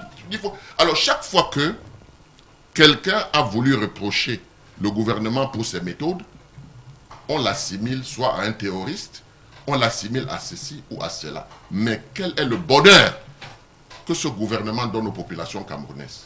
Bon, Monsieur Sambaka, est-ce à dire donc que tout le monde qui va revendiquer quelque chose au Cameroun devra porter les armes et que tout son reverse dans une sorte d'illégalité? On n'a jamais dit ça. Vous avez vu que dans le classique, n'est-ce pas, quand on commence par une revendication pacifique, hein, et qu'il n'y a pas une réponse, on ne va pas revenir sur tout ça. Nous connaissons l'histoire récente de cette crise, comment elle s'est enlisée et autres. Et on vous dit que la frontière entre le Nigeria et le Cameroun est une frontière où il y a plein de brigands, où il y a du banditisme et du haut banditisme. Ces gens-là, vous les empêchez de faire leur banditisme, vous êtes leur adversaire. Les autres sont en train de parler de politique, eux ils sont en train de parler de fric. Ils sont en train de prendre les armes, terroriser certaines populations. Pourquoi les populations ne parlent pas? Parce qu'elles sont terrorisées. Vous voyez? Et parce qu'elles ne sont pas rassurées. La première chose, c'est de rassurer les populations. Alors, en rassurant les populations, ça veut dire que les dommages collatéraux doivent diminuer sensiblement et que le discours qu'on tient soit un discours qui puisse permettre de rassurer ces populations. Rassurer les populations, Monsieur Tria Souibou, ça passe également par le dépôt des armes. Il faudrait bien que les armes soient déposées également par ceux qui sont en face de l'État, parce qu'on ne va pas demander à l'État de déposer les armes en premier, ça ne se fait nulle part. Oui, là c'est le souhait de chacun ou chacune des Camerounais. Mais je ne voudrais pas que nous essayions d'être myopes face à l'histoire, parce qu'il y a l'avant-histoire et l'après-histoire dans chaque événement. Je ne comprends pas le pourquoi sur le plateau nous refusons de voir où a commencé cette guerre. Juste parce que nous avons abordé cette question, peut-être vous n'y étiez pas sur ce plateau une bonne quinzaine de fois et qu'on essaie d'aller crescendo. C'est pourquoi M. Sambaka vient de dire qu'on ne va pas refaire l'histoire qu'on a eu à débattre ici. L'objectif aujourd'hui, c'est de sortir de là. On parle de sécurité. Ce matin, le ministre dit que c'est sous contrôle. On a des éléments qui disent que non. Bon, maintenant, est-ce qu'on va demander à l'État d'arrêter des armes avant les personnes qui ont déclenché la guerre? Je voulais indiquer tout à l'heure que la situation n'était pas sous contrôle. Oui. Déjà, vous devez donc retenir, et je vous rassure une fois de plus que ça a commencé avec des avocats Ça a commencé avec avec des enseignants anglophones. Des avocats francophones, des avocats francophones n'ont pas soutenu leurs frères pour montrer une sympathie. Ça a commencé avec des enseignants anglophones. Des enseignants francophones n'ont pas soutenu leurs frères et sœurs pour montrer la sympathie. C'est parti, et ces avocats-là avaient que des mains nues. Et ensuite, il y a la population. Aujourd'hui, qu'est-ce qu'on fait, M. Souaibou? On dépose les armes ou on garde les armes? Effectivement, il faut déposer les armes. Mais est-ce que ça commence par déposer les armes sans faire l'histoire? Voilà la question. Alors, nous faisons semblant de confondre la guerre qui se passe dans le nord-ouest et le sud-ouest avec celle que nous avons connue avec le Boko Haram. N'oubliez pas que lorsque nous combattons face à Boko Haram, la quasi-totalité des Camerounais étaient contre cette guerre. Vous devez donc effectivement vous rendre compte que le Cameroun est divisé en opinion face à la guerre qui... Ma question reste, M. Tria. Je demande s'il faut déposer les armes. Est-ce que c'est l'État qui doit déposer les armes avant les belligérants? Avant que les armes ne soient déposées, il faut un cessez-le-feu déclaré des deux parties. Il faut qu'il y ait il faut qu'il y ait un cessez-le-feu. Alors, l'État demande qui va déclarer le cessez-le-feu de l'autre côté. Il faudrait effectivement, ils savent et ils ont la personne au niveau de Yaoundé. Parce que vous devez vous rendre compte qu'avant l'arrestation de M. Ayouk et sa bande, cette guerre-là n'était pas au stade où nous sommes aujourd'hui. Mais si vous regardez de manière critique, vous allez vous rendre compte que depuis que M. Ayouk et sa bande a été arrêtés, il y a eu plus de morts. Et il y a eu plus de radicalisation. Parce que lorsqu'il y avait Ayouk au Nigeria, on parlait encore du fédéralisme, mais aujourd'hui, le mot fédéralisme n'est plus en train d'exister. Vous devez donc effectivement comprendre qu'il y a un interlocuteur qu'il faudrait effectivement... Et je pense que l'État est en train de faire quelque chose dans ce sens-là, parce que si effectivement l'État a permis aux avocats, effectivement, de rencontrer ces personnes qui ont été arrêtées au niveau du Nigeria, c'est déjà un bon départ. Et il faudrait effectivement qu'un cessez-le-feu soit déclaré. Parce qu'à la place, donc, effectivement, des 12 milliards 700 millions qui a été déclaré, au lieu de cotiser ces 12 milliards-là, il faudrait effectivement que nous prenions à la place de ces 12 milliards et déclarer plutôt un cessez-le-feu. Pourquoi? Parce que il y a eu un problème, il y a un manque de volonté au niveau même des élites anglophones, parce que si vous vous êtes rendu compte, vous allez vous rendre compte qu'en 3 heures de temps, il y a eu quelques 5 ou 10 élites anglophones qui ont en 3 heures de temps cotisé jusqu'à 250 millions. Les 250 millions de francs CFA, c'est l'argent qui pouvait effectivement apporter de l'eau à ces anglophones, c'est l'argent qui pouvait apporter de l'énergie électrique dont demandent ces anglophones-là. Donc pourquoi est-ce que nous avons des ministres anglophones, on a des directeurs anglophones, on a des hommes politiques anglophones qui pouvaient à la fois apporter la solution à leur solution, ils ne le font pas. Bon. Et c'est aujourd'hui la crise perdue et on cherche la solution ailleurs. La solution, je crois que dans votre intervention également, on a une sorte de plaidoyer cet après-midi, M. Souaibou.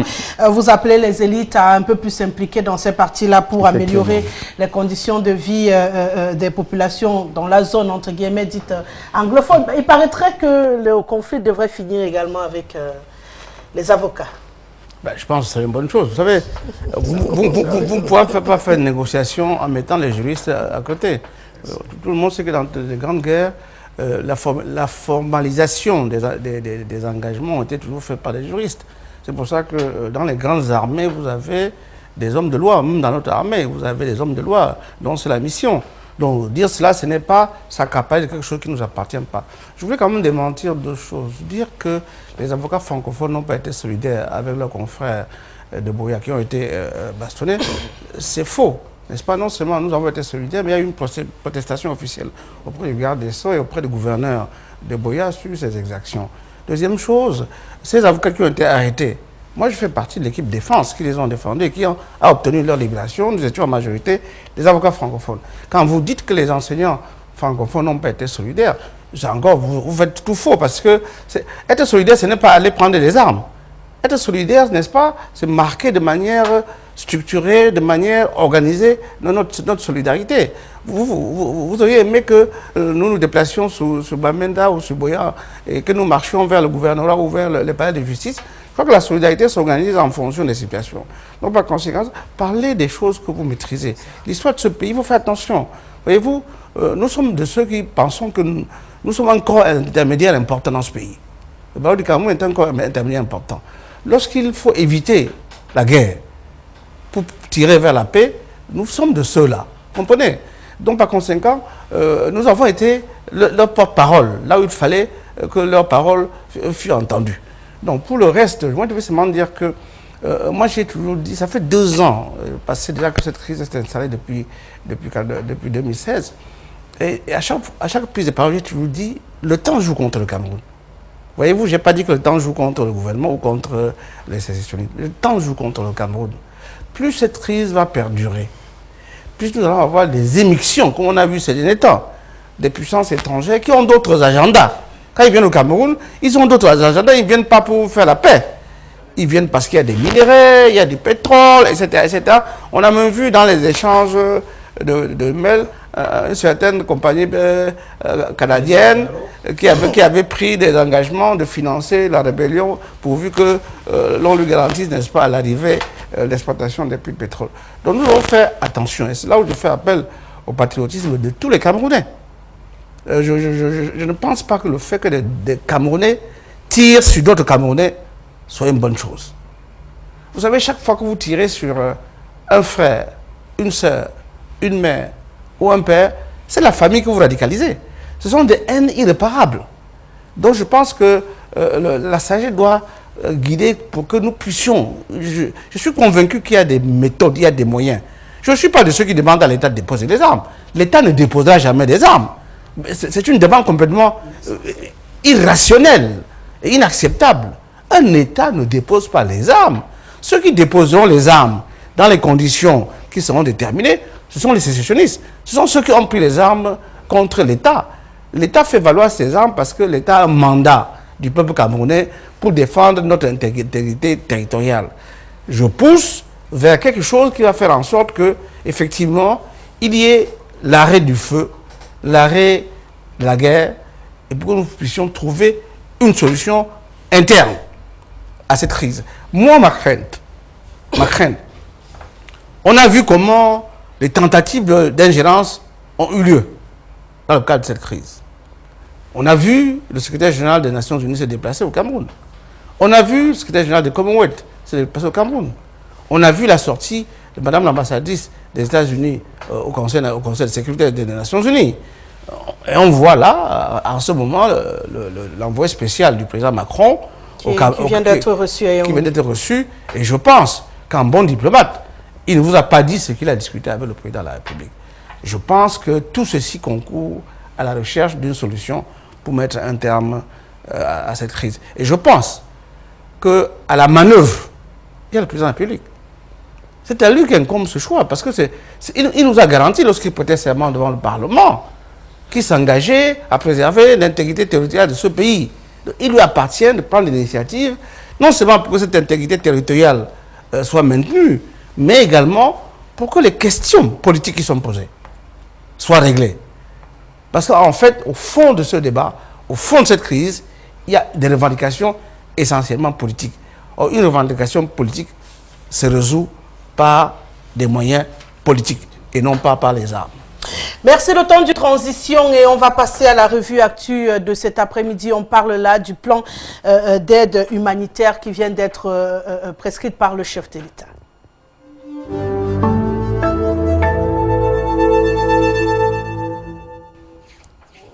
Les collectes de fonds dans le cadre du plan d'urgence humanitaire lancé par le chef de l'État, son Excellence Paul Biya, pour la reconstruction des régions anglophones se poursuit au Cameroun entre le sud, le centre, l'ouest ce samedi. Des sommes faramineuses, et très intéressantes d'ailleurs, sont réunies pour venir en aide à nos confrères, à nos frères du nord-ouest et du sud-ouest. Mais seulement, il y a une sorte... Monsieur Sambaka, de son qui ressort à l'arrière-plan, qui commence un tout petit peu à déranger l'opinion publique. À chaque quête, on a un appel à candidature qui suit directement. Est-ce qu'on finit par se poser des questions sur les intentions de certaines personnes qui mettent des millions dans cette cotisation? Bon, ben, ce que moi je peux dire, hein, c'est tout simplement que si le gouvernement, de par le chef de l'État, a pensé à venir en aide aux populations, le ministère, effectivement, a un compartiment qui doit s'occuper de ce genre de choses. Donc, en fait, ils n'ont pas besoin de demander aux Camerounais de cotiser de l'argent. Ils n'ont pas besoin de demander aux Camerounais parce que là, ça devient un fonds de solidarité. Or, si c'est pour un couloir humanitaire, parce qu'il y a des problèmes, l'État doit prendre ses responsabilités. Et je peux dire que le budget de l'État peut leur permettre de le faire. Même si c'est beaucoup, on peut prendre les 50 milliards qui étaient dotés et qu'on avait en dotation pour les élections, puisque les élections sont reportées. Je crois que facilement, on peut prendre 12 milliards pour s'occuper de cela. Maintenant, demander aux Camerounais de mettre un fonds de solidarité pour la reconstruction, ça donne plutôt un petit espoir qu'il y aura des solutions heureuses bientôt. Parce qu'on ne peut pas envisager quand même reconstruire en pleine guerre. Ça montre que l'État dépense mal, que l'État ne sait pas dépenser. Parce qu'on fait la paix et puis tous les Camerounais se retrouvent pour reconstruire ce qui a été détruit. Mais on ne peut pas être en train de faire la guerre et en même temps en train de reconstruire.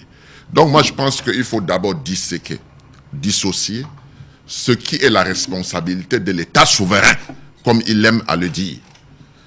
Il y a un budget qui est prévu, il y a un ministère qui le fait, et je pense que le ministre Atan Gandhi, c'est lui qui doit s'occuper de cela. Ouais. Donc je voulais encore vous rappeler que cela est une aide qui doit aller aux populations, sans la participation des populations, c'est-à-dire dans le jacobinisme pur et dur. Vous comprenez? C'est le ministre Atan Gandhi, de par ses démembrements, le gouverneur, le préfet, les sous-préfets, c'est eux qui gèrent tout cela.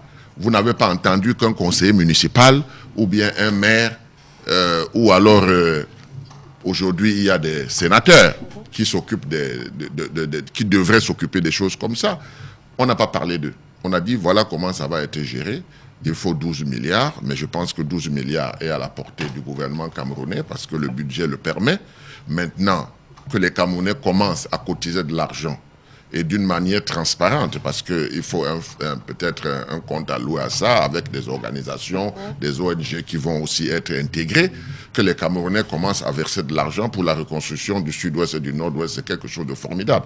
Mais tel que c'est fait, on n'a pas besoin, d'après moi, on fait jouer tout simplement le budget de l'État. Il y a une partie qui a été déportée pour l'année prochaine. On l'utilise pour l'urgence, n'est-ce pas? Et puis les cotisations se mettent en route pour la reconstruction en espérant que la paix va être retrouvée pour que cette reconstruction se fasse le plus rapidement possible. Ben, on va dire que, on rappelle, hein, dans les 12,7 milliards, il y a la part, bien sûr, qui sortira du budget de l'État. Il y a l'apport des organisations internationales et puis il y a l'argent qui sera cotisé à l'intérieur même du pays. Monsieur, si vous permettez, pour terminer, pour dire que pendant que le Cameroun fait son plan, n'est-ce pas, il faut savoir que les organisations internationales font leur plan à eux.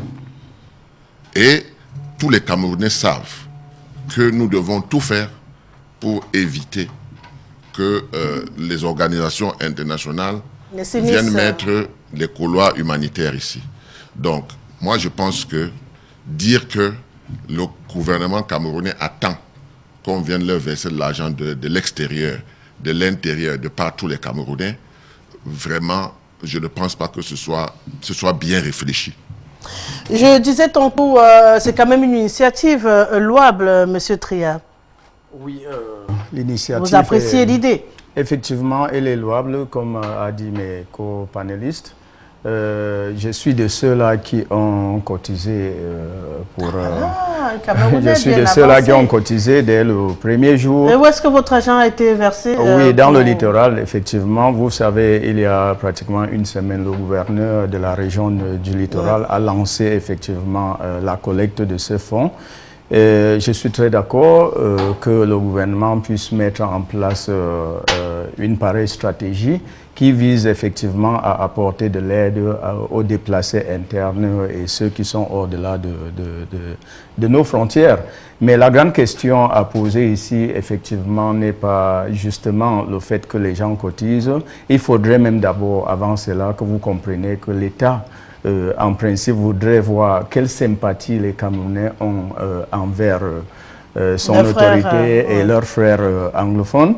Et en deuxième lieu, vous savez, si vous essayez de regarder sur ce qui se manifeste sur le terrain, vous allez vous rendre compte qu'obtenir 2 ou 3 milliards de la population va tout de suite être difficile. Et la partie de cet argent va forcément être débloquée du trésor de l'État pour effectivement compléter les 12,7 milliards.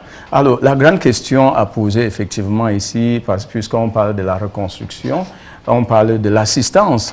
J'aimerais savoir quelle population on veut assister et comment est-ce que la reconstruction va être faite.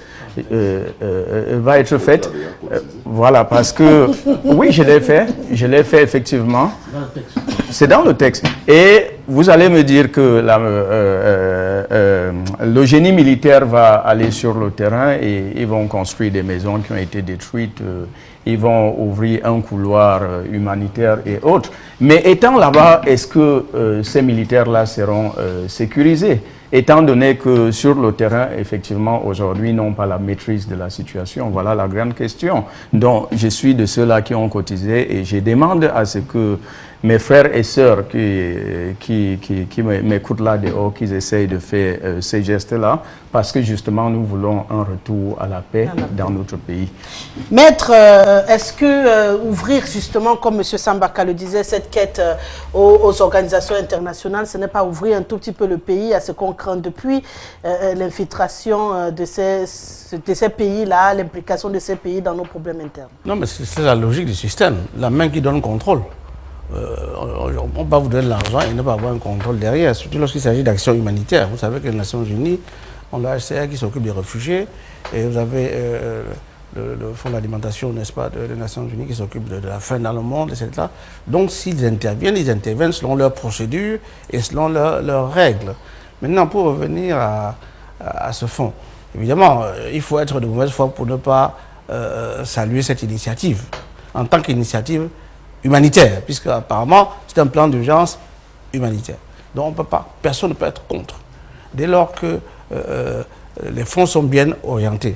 La seule chose qui m'a quand même interpellé, c'est la structure chargée de gérer tout cela.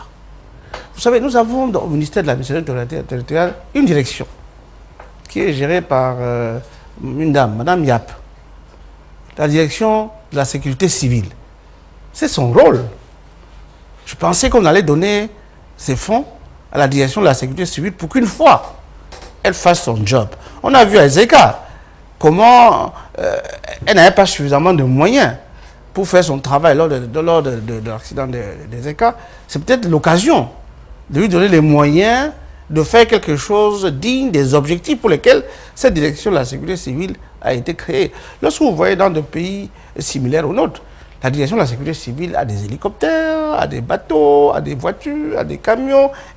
On n'attend pas que la catastrophe soit là pour les doter, n'est-ce pas, des moyens de travail. C'est un peu comme les pompiers. Vous n'allez pas attendre qu'il y ait un accident d'avion pour mettre les sapeurs-pompiers à l'aéroport de Douala, comme on a vu il y a quelques années.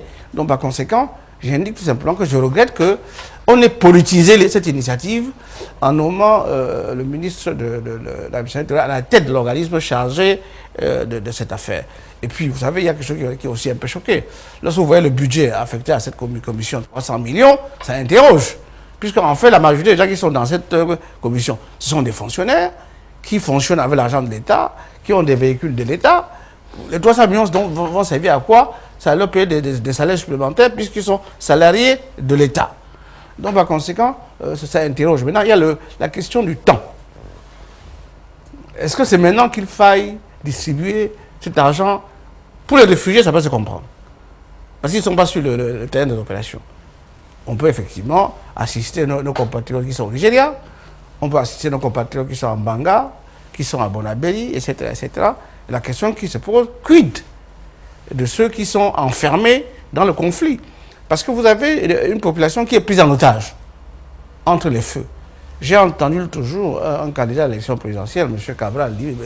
Cabral, qui expliquait, avec beaucoup de trémolo dans la voix et le cœur qui battait, qu'il a été pris entre deux feux lorsqu'il allait visiter cette région. Et il a dû son salut, n'est-ce pas, qu'à l'armée camerounaise.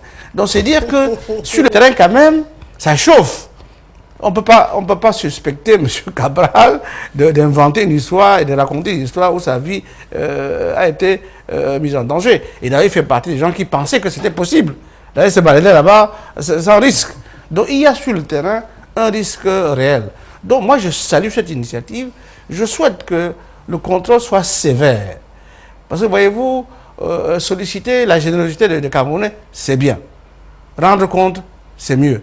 À date d'aujourd'hui, on ne nous a toujours pas rendu compte sur le coup de cœur pour les lions indomptables. L'argent se balade toujours entre Paris et Los Angeles. Donc, par conséquent, il faut qu'on mette en place un mécanisme transparent d'aide à ces populations-là. Il ne s'agit pas d'assurément, comme j'ai vu sur le document qui a été lu par le Premier ministre, d'aller acheter des couvertures, etc. Il y a des kits. Au plan international aujourd'hui, il y a des kits qui sont préparés, notamment par le HCR ou par les organisations internationales. Il y a des kits qui comportent tout ça. Aliments, éléments de premiers soins, couvertures, moyens de communication qu'on peut distribuer. Parce que si vous allez acheter des couvertures et venir les jeter ainsi comme ça, sans aucune cohérence, il faut faire venir des gens qui ont l'habitude de faire cela. Et ce sont les ONG dont c'est la mission et c'est le rôle qui pourrait apporter une aide dans la mise en place de ce plan gouvernemental. Cela dit, je ne suis pas a priori contre le fait que les organisations internationales viennent au secours du Cameroun. Si les Nations Unies pensent qu'ils peuvent apporter un coup de main, on ne va pas dire non. Il faut simplement faire en sorte que ça ne débouche pas sur une prise de contrôle de la souveraineté du pays. Elimbi Ilobé, un plan d'aide humanitaire salué d'un côté et contesté par d'autres, hein, qui apprécient mais qui trouvent que le système de mise en pratique de ce plan est un tout petit peu erroné dès la base. Je suis de ceux qui disent à mes propres frères de l'opposition qu'il nous faut faire attention de ne pas toujours critiquer tout au seul motif que nous sommes de l'opposition. Il faut savoir raison garder, dire des choses pertinentes en leur temps. Nous avons une guerre et ceux qui ont déclenché cette guerre savaient très bien qu'elle va générer des mouvements de population. D'ailleurs, dans les guerres asymétriques, l'un des objectifs visés par ceux qui déclenchent la guerre, c'est les mouvements de population. Parce que ces mouvements de population, les gens qui déclenchent la guerre les considèrent comme des armes, une façon, et c'est une forme d'arme. Parce que ça affaiblit le gouvernement, ça disperse les efforts du gouvernement. Le gouvernement se trouve sollicité sur plusieurs terrains et il peut ne pas avoir les moyens de faire face à tout ça, ce qui crée un contexte global d'émotion dans le pays, etc. Avec en toile de fond donc l'intervention du système des Nations Unies, avec ceci que ça peut entraîner la perte de souveraineté, la perte de contrôle. Donc tous ces calculs étaient bien à la disposition de ceux qui ont choisi de déclencher la guerre. Néanmoins, moi je considère que tous ceux qui se déplacent, qui fuient, que ce soit vers le Nigeria ou vers la région francophone, sont des gens qui ne veulent pas de cette guerre. S'ils voulaient de cette guerre, ils resteraient là-bas faire la guerre. Plus ils sont nombreux, plus le message doit être envoyé à l'endroit de ceux qui ont déclenché la guerre.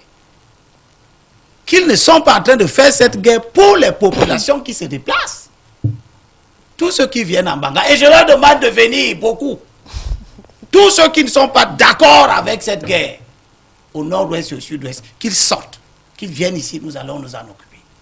C'est pour ça que je dis aux gens, nous ne pouvons pas avoir des situations comme ça, au seul motif que nous n'aimons pas le gouvernement et qu'il gouverne mal et qu'il a fait des actes de corruption par le passé. Comme disait Maître Tchunga, il y a tellement de choses qui se sont faites, qui ont altéré la capacité du gouvernement à mobiliser. Même si c'est un idéal noble, le gouvernement peine à mobiliser. Parce que par le passé, on a sollicité les gens pour le patriotisme militant, financier, etc. Les gens se sont montrés généreux et puis on n'a pas vu la suite. D'accord. On va faire comment? On a des milliers d'enfants qui arrivent. Il faut les loger. On ne va pas les laisser dans la rue. Attendre quand le conflit finira. Parce que le discours que j'entends, je considère ça comme des discours insensés, motivés tout simplement par le fait que nous voulons critiquer le gouvernement. Mais le gouvernement là, aussi incompétent soit-il, pour des tas de choses dans notre pays, ce n'est pas un gouvernement d'idiots. Il sait très bien qu'on ne va pas aller reconstruire des écoles dans des zones contrôlées par les sécessionnistes. Ce n'est pas la peine d'ouvrir un débat sur la télévision pour dire au gouvernement, mais tu vas aller construire des écoles comment? Est-ce que la guerre est terminée? Nous avons des préoccupations que cette guerre nous impose qui ne peuvent pas attendre la fin de la guerre.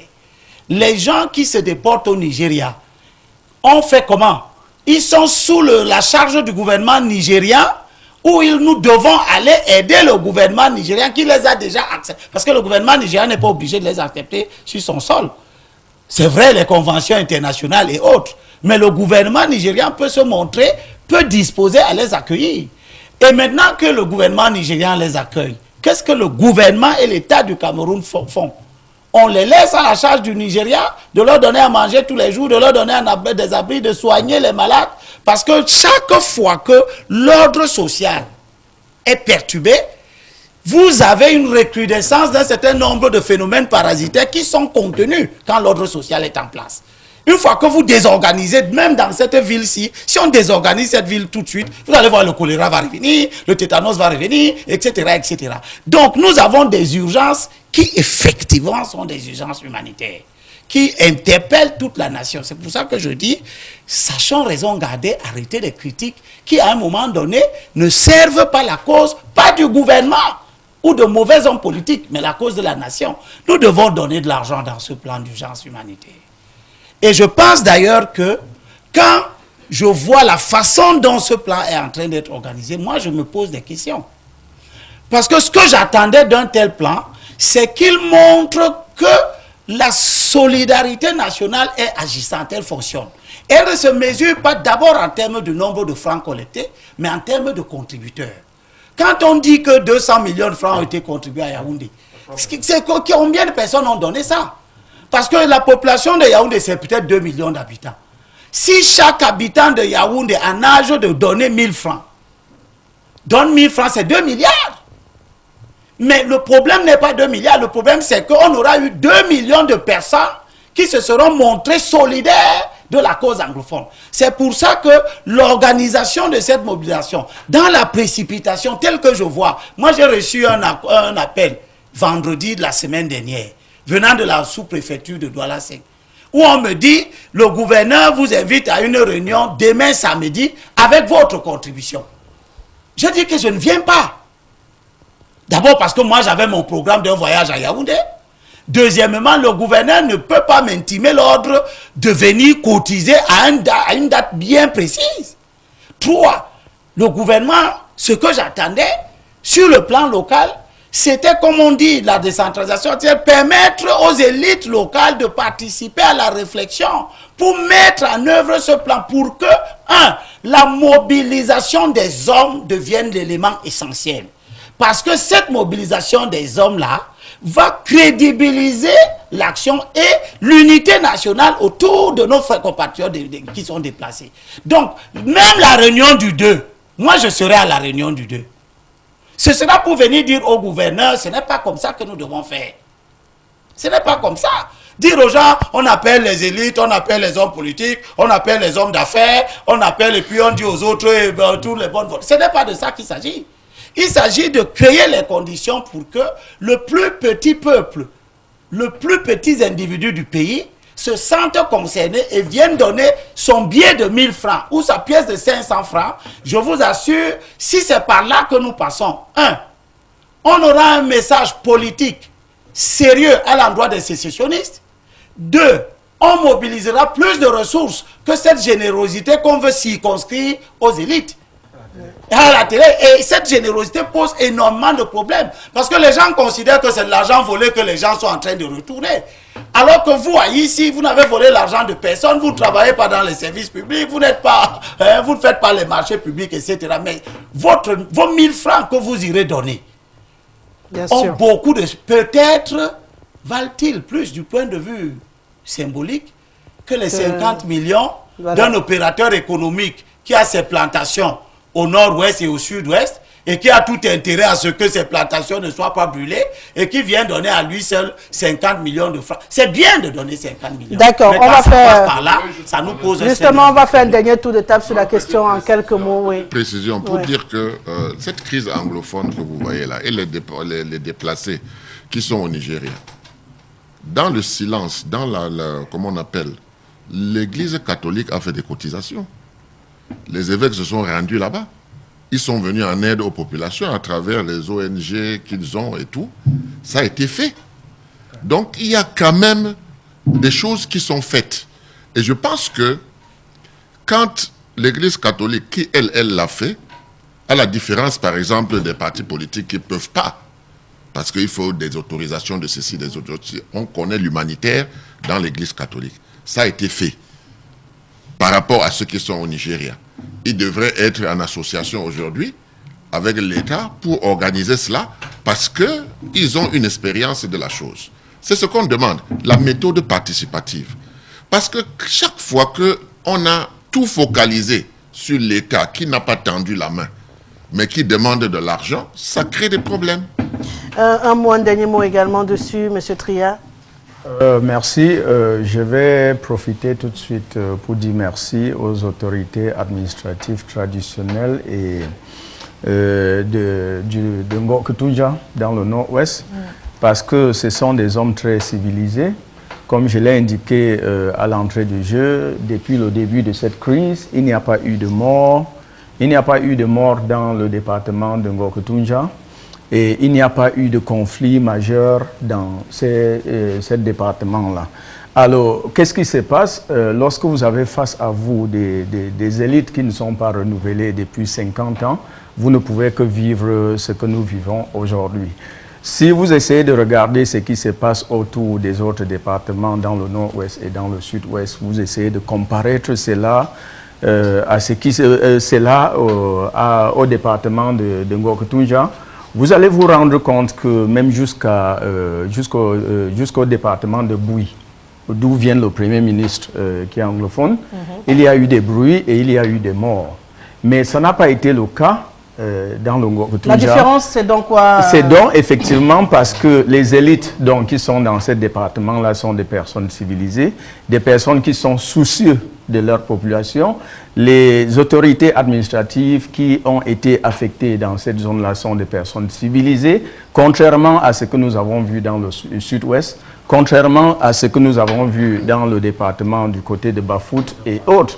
Alors, face donc à cela, si vous me permettez, s'il vous plaît, s'il vous me permettez, s'il vous plaît, je demande à ce que ceux des autres départements prennent l'exemple sur le mode opérandi ou le mode de fonctionnement de ceux du département de Ngok-Tunja. Pour que le calme revienne. Pour que le calme revienne, effectivement. Les fonds, vous voulez que les terroristes aillent donc vous montrer que non. Nous avons ceux qui sont dans ces départements-là ont la maîtrise sur ces terroristes-là que vous appelez. Ils les donnent à manger, ils les donnent des routes. Ils ont des routes, ils les donnent des routes, ils les donnent de l'électricité sur la base de la confiance que les a été placé le chef de l'État. Il les donne de l'eau, effectivement. Et les autres ne jouent pas leur rôle. En 30 secondes, il faut effectivement le renouvellement. Premièrement, il faut cesser de nous faire la propagande d'un développement économique qui se fait par la générosité des élites. Si on confie le développement de ce pays à des élites, sur la base de leur générosité, il n'y aura pas de développement. Ça, c'est la première des choses. Aucun pays au monde ne se développe comme ça. Deuxième chose, vous venez de nous dire ici que les autorités, et ça n'engage que vous, heureusement, que les autorités de Ngok-Tunja ont une façon particulière avec les terroristes. J'ose croire que vous n'êtes pas en train de nous dire qu'il y a une accalmie là-bas du fait de la complicité entre ces terroristes-là et ces autorités. Merci. Je considère que c'est un égarement de langage. Je termine. en disant que... 30 secondes. Oui, je voudrais terminer en disant que moi, ce qui m'intéresse, c'est que les organisateurs de cette collecte sachent dissocier les actes de générosité d'un soutien qu'on apporte au chef de l'État sur la partie politique. Parce que la politisation, j'ai entendu le mot tout à l'heure et il était à sa place. La politisation de ces événements-là va être un facteur limitant. Et je perçois des signes, je suis un élu local. Je perçois, j'écoute les gens qui ont le souci d'avoir une distinction entre un acte de solidarité commandé par l'État envers les populations et le soutien politique qu'on peut apporter à un candidat qui est engagé aux élections, fût-il le chef de l'État sortant. Donc vraiment, que les gens prennent la peine de faire en sorte que nous allions vers une mobilisation et qu'on ne vienne pas ici nous dire que les autorités du Ngoketundia ont une façon particulière. Elles ne gèrent pas. Merci, M. Elimbi Lobert, Maître Tungang, pour sortir de ce sujet. J'ai oublié que M. Elimbi était un homme politique. J'ai oublié. Non, moi, je voulais dire... Je faisais du cadeau à certains en l'écartant. Vous pouvez prendre la parole pour ne plus me faire cadeau. Merci. Non, moi, je voulais dire trois choses. La première, c'est que je suis très mal à l'aise. Ce débat qui va dans tous les sens, là, je considère que M. Tréhard, il est toujours en dehors du sujet. Hein, parce qu'il est axé sur ce Ngokwa. Ngoketundia. Il n'y a que ça qui vous intéresse. Et je partage les inquiétudes de Limbi quand vous dites que ils savent comment traiter les terroristes. Ça devait plutôt vous inquiéter qu'ils aient la paix parce qu'ils ont passé un pacte de non-agression avec les terroristes. Moi, ça m'inquiète plutôt. C'est la première observation que je voulais faire. La seconde observation que je voulais faire, et là encore, je suis d'accord avec Limbi, qu'il faut que ce soit un acte d'élan de solidarité nationale. C'est-à-dire qu'on n'organise pas des messes publiques en faisant la télévision pour nous montrer l'argent. Vous comprenez? Ce qu'on donne dans la discrétion est plus fort que ce qu'on donne en clamant sur les toits qu'on a donné. Tout à l'heure, on disait que l'Église catholique a donné. Mais j'apprends ça ici. C'est ça le don de cœur. Et quand je dis qu'il faut effectivement que l'ensemble du peuple camerounais contribue. Encore une fois, si on fait des calculs simples, s'il n'y a que 10 millions de personnes qui contribuent, et que chaque personne apporte 500 francs ou 1000 francs, on aura des montants qui vont dépasser ce qu'on a prévu. Mais quand vous voyez qu'aujourd'hui, les 300 ou 400 millions qu'on a cotisés, c'est une vingtaine de personnes, non? Quand on les liste, c'est une vingtaine de personnes. Je dis que ce n'est pas ça la solidarité. La solidarité, c'est la population. Le gouvernement doit organiser cette affaire de telle sorte que le peuple camerounais, chacun à sa façon, avec les moyens qu'il a, apporte sa contribution. Mais quand nous serons les plus nombreux à contribuer pour dire non à la guerre. Parce que pour moi, le sens de cette société, c'est de dire non à la guerre. Et enfin, la contribution n'est pas que financière. Nous avons un ordre des médecins, et je sais que les médecins, dans les grandes catastrophes ici, sont intervenus. Je me souviens lorsqu'il y a eu la catastrophe de Camer, à l'époque. Ouais. Il était 2 h du matin. Nous étions quelque part avec quelques médecins. Ils se sont organisés dans ce cabaret pour aller les premiers là-bas la nuit, avec des ambulances pour voir ce qu'ils pouvaient faire. Je dis que l'ordre des médecins doit être sollicité pour aller au moins sur les sites internes, où sont des réfugiés intérieurs, afin d'éviter qu'effectivement les pandémies comme le choléra, etc., ne prennent de l'ampleur. Ouais. Et il faut organiser. Il y a les architectes pour organiser les camps. Parce que les camps, ça s'organise. Parce que quoi qu'on puisse faire pour les accueillir, ils n'auront jamais suffisamment de familles ici pour les accueillir. Donc il faut organiser tout cela et toutes les contributions sont les bienvenues. Le sentiment que moi j'ai personnellement, c'est qu'il y a des gens qui sont en train de confisquer cette solidarité.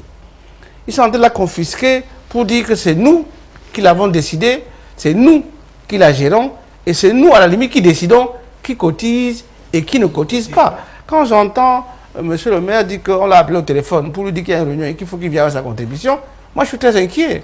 Vous savez, à l'époque de l'appel de solidarité pour les Lions, vous savez comment ça se passait? C'était par corps de métier.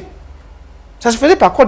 Les syndicats faisaient leur cotisation, les maires faisaient leur cotisation, la justice, parce que nous, c'était au palais de justice. Tout le monde du corps judiciaire sont allés au palais de justice à Douala. Si on fait ça de cette manière-là, vous verrez que les résultats seront colossaux et que chacun va se sentir concerné. Évitons les exclusions dans cet élan de solidarité. Encore une fois, faisons recours aux ONG. On les connaît au Cameroun. Les ONG qui ont l'habitude de faire cela, on les connaît. Il faut leur donner les moyens de travailler et mettre au cœur de cela la direction de la sécurité civile qui a son siège. Ça peut être une bonne chose au ministère de l'administration territoriale, dont le ministre va pas se sentir offusqué de déléguer à sa collaboratrice le soin de piloter tout cela. Voilà, on va prendre une transition et passer au dernier sujet de cette journée. On parle de ce projet de loi sur la prorogation du mandat des députés.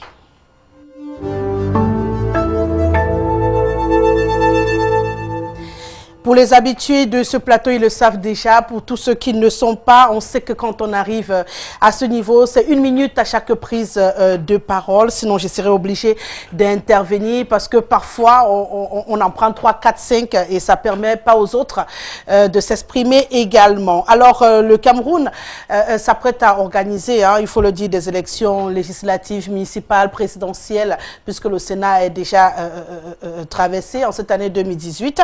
Alors qu'on attend justement la mise sur pied du système organisationnel de ces élections, un projet de loi visant la prorogation du mandat des députés jusqu'en octobre, plus précisément le 29 octobre 2019, a été donc déposé du côté du Parlement camerounais. 12 mois, 4 élections. Il faut le dire déjà, maître, je commence par vous cette fois. La mission s'annonçait rude dès le début. On a annoncé également dans les réseaux sociaux très vite cette prorogation et là c'est confirmé désormais. Non, je crois que c'était un événement. Pour tout bon analyste politique, nous savions qu'au moins 2 élections vont être reportées. Il s'agit des élections législatives et des élections municipales. Pourquoi a-t-on organisé le sénatorial? C'est parce que le corps électoral est un corps électoral intermédiaire. Ils ne sont pas nombreux. Et qu'à la limite, on peut même déplacer, comme on l'a fait dans le sud-ouest, on peut déplacer les électeurs pour aller voter ailleurs. Donc par conséquent, ça ne me pose aucun souci. Il était pratiquement impossible de penser que l'on allait organiser 4 élections cette année. Donc je suis convaincu que derrière ce projet de loi, il y aura un décret, puisque la prorogation des mandats des conseillers relève du décret. Un décret va sortir pour proroger également le mandat des conseillers municipaux. Et je pense que la seule élection qu'on aura sera l'élection présidentielle. Et ça s'explique. On ne pense pas le report de l'élection présidentielle dans la mesure où c'est une élection majeure qui déclenche tout. Mais le territoire n'est pas... Le territoire est sécurisé, j'allais dire, on va le dire sans heurter mon ami Atangandji, le territoire est sécurisé 8 sur 10. Donc, dans les 2 provinces où il y a quelques difficultés, il y aura des électeurs. Donc, par conséquent, on ne peut pas reporter cette élection parce que nous avons quelques soucis dans le nord-ouest ou dans le sud-ouest. Et moi, je peux en profiter pour dire que les organisations qui reportent leurs élections, parce qu'il y a des difficultés dans le nord-ouest et sud, je parle pour moi, ma chapelle, parce que les élections au barreau ont été reportées, parce que les gens disent que parce qu'il y a la crise dans le nord-ouest et dans le sud-ouest, on ne convoque pas l'Assemblée générale des avocats pour élire nos représentants. Je dis que se faire un clin d'œil aux sécessionnistes, il faut que la République fonctionne. Il faut qu'elle fonctionne. Monsieur Elimbi Lobé, rassurez-vous, je viens à vous, Monsieur Tria. Monsieur Elimbi Lobé, le faire à 8 jours du délai butoir pour la convocation du corps électoral, est-ce que ce n'est pas un peu problématique? Parce que d'autres pensent également, puisque la question fait débat, pensent qu'on aurait pu aussi écourter ce mandat que de le proroger. Bon, quel est le sens qui a écouté un mandat qui est déjà à son terme? Qu'est-ce que ça veut dire? Le mandat finit en septembre et vous dites qu'il faut l'écouter. Voilà, on aurait pu. Je ne m'associe pas à toutes sortes d'éléments intellectuels. Pour voir quelque chose qui n'a pas d'intérêt, ça veut dire que vous êtes dans une contradiction. Il ne faut faire des choses que lorsqu'elles ont un intérêt. L'intérêt, c'est la prorogation au regard des arguments avancés. Pour écourter un mandat, il faut avoir un argument pour justifier que le mandat reste encore 2 ans ou 3 ans, mais on ne peut pas attendre parce qu'il y a telle situation qui nous oblige à renouveler, par exemple, la légitimité des élus. Si le président de la République se rend compte que les députés, à un moment donné, ou pendant le mandat, ne représentent plus personne, ou bien ont des comportements qui empêchent l'Assemblée nationale de fonctionner, il peut décider de dissoudre l'Assemblée nationale et de renvoyer les gens aux élections pour lui donner une nouvelle Assemblée nationale. À ce moment, l'abrogation du mandat a un sens. Mais là, le mandat est déjà presque terminé. On va donc l'anticiper. Pourquoi? Donc ça part. Et puis, moi, je veux ajouter tout simplement que les raisons pour lesquelles, enfin, il faut déjà dire qu'il était bon que le chef de l'État entretienne la nation sur les raisons et non pas laisser qu'on spécule. On ne sait pas si c'est des questions d'argent. Parce qu'en novembre dernier, on a voté un budget de 50 milliards. Cette guerre avait déjà lieu. On avait déjà prévu de l'argent dans le cadre du budget pour l'organisation de toutes les élections. Bon, maintenant, on ne peut pas nous parler de l'argent, ça ne rend pas crédible l'argument.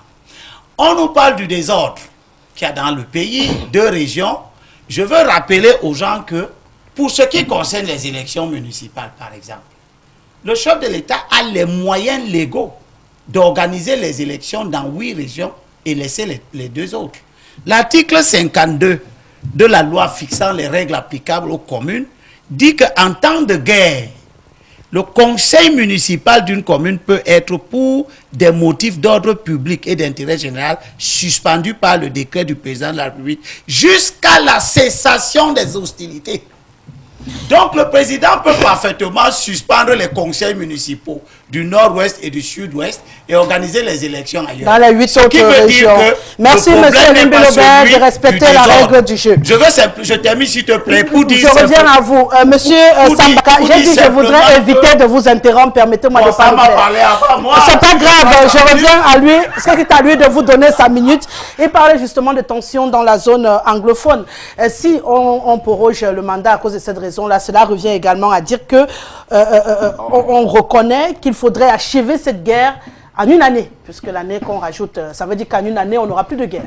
Non, ce qui est désolant dans notre pays, c'est que le pouvoir vieillissant ne sait pas anticiper, ne réfléchit pas a priori. Vous comprenez? Au jour d'aujourd'hui, il est clair pour moi que les élections législatives et municipales ne peuvent pas se tenir, pas parce qu'il y a la guerre. Le gouvernement, c'est pas ça qui peut les freiner. Le véritable problème, c'est que les municipalités et des députés vont passer à l'opposition. Ce qui va fragiliser l'élection présidentielle qui vient quelques mois après. Donc, il vaut mieux que tout le monde se rassemble pour faire passer, puisque nous sommes dans un pays où le centralisme est là, il est clair. Donc, perdre quelques mairies pour le RDPC, perdre des députés, fragiliserait l'élection présidentielle. Donc, il vaut mieux que tout le monde se mette pour l'élection présidentielle, ensuite on verra. Ça veut dire que jusqu'à présent, je n'entrevois pas où est-ce qu'il y a un sentiment ou une volonté de décentraliser même. D'accord. Monsieur Tria. Ok, merci. Je vais prendre la même, j'accepte la même opinion que monsieur Elimbi Lobert venait d'évoquer, qu'il est tout à fait normal, d'accord, que lui il est d'accord que ceux qui ne veulent pas la guerre qui se passe dans les 2 zones anglophones, ils doivent venir du côté... Je pense qu'on a avancé. Voilà. On a avancé. Monsieur Tria, non, j'ai 1 minute dans le sujet. Je suis d'accord, je ne comprends donc pas, je ne comprendrai pas le pourquoi ils ne partagent pas la même opinion lorsqu'un département refuse cette guerre. Je continue et je vous le répète que le département de Gokatouja a refusé cette guerre. C'est donc le pourquoi, effectivement, il n'y aura pas cette guerre-là. Alors, merci pour répondre donc à votre question. Je pense que la situation économique et financière de notre pays est telle que toutes les élections ne pouvaient pas être tenues en 2018. Alors, certains ont dit qu'il y avait 50 milliards qui a été voté lorsque la guerre existait déjà. Nous tous, nous étions loin de croire que cette guerre allait perdurer jusqu'à ce jour. Et plus ça met de temps, plus de l'argent sont dépensés. Voilà. Maître Tchunga, dans la même actualité, hein, le chef de l'État annonce qu'il fallait éviter l'enchevêtrement des opérations électorales, notamment sur le plan technique et opérationnel, pour avoir un peu plus de sincérité dans le scrutin. Mais non, moi je pense qu'il y a deux visions. Hein. Il y a les obstacles techniques, parce que nous savons aujourd'hui que l'ECAM n'est pas en posture. Encore, compte tenu de ce qu'on sait, n'est pas en posture d'enchaîner 4 élections de suite. Parce que sa structure n'est pas suffisamment opérationnelle pour le faire. Peut-être que le SOC va régler ça dans les mois qui viennent. Ça, c'est le premier argument. Mais l'argument lié sur l'argent ne me paraît pas pertinent. Puis, il y a le second argument qui est un argument d'analyse de sciences politiques. Vous savez, la politique, ça s'appelle la confrontation des idées et des partis. Le parti au pouvoir a fait son analyse et considère qu'il n'a aucun intérêt politique à organiser les législatives et les municipales aujourd'hui.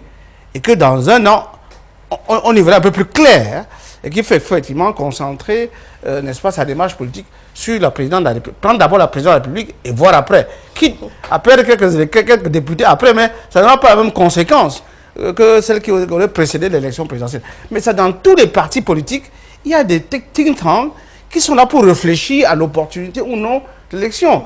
Reprocher ça au RDPC, c'est faire une mauvaise querelle, n'est-ce pas, entre politiciens. Je crois que même si le parti de M. Elimbi était au pouvoir, il ferait la même analyse. Si l'opinion politique, si l'opinion publique, si l'opinion publique tendancielle était contre ton parti, tu n'organisais pas les élections pour perdre. Donc par conséquent, j'ai le sentiment qu'aujourd'hui, avec toute cette accumulation de difficultés que nous avons dans le pays, je pense que le RDPC préfère reporter ces deux élections, qui sont des élections de proximité, qui peuvent avoir des surprises non prévues.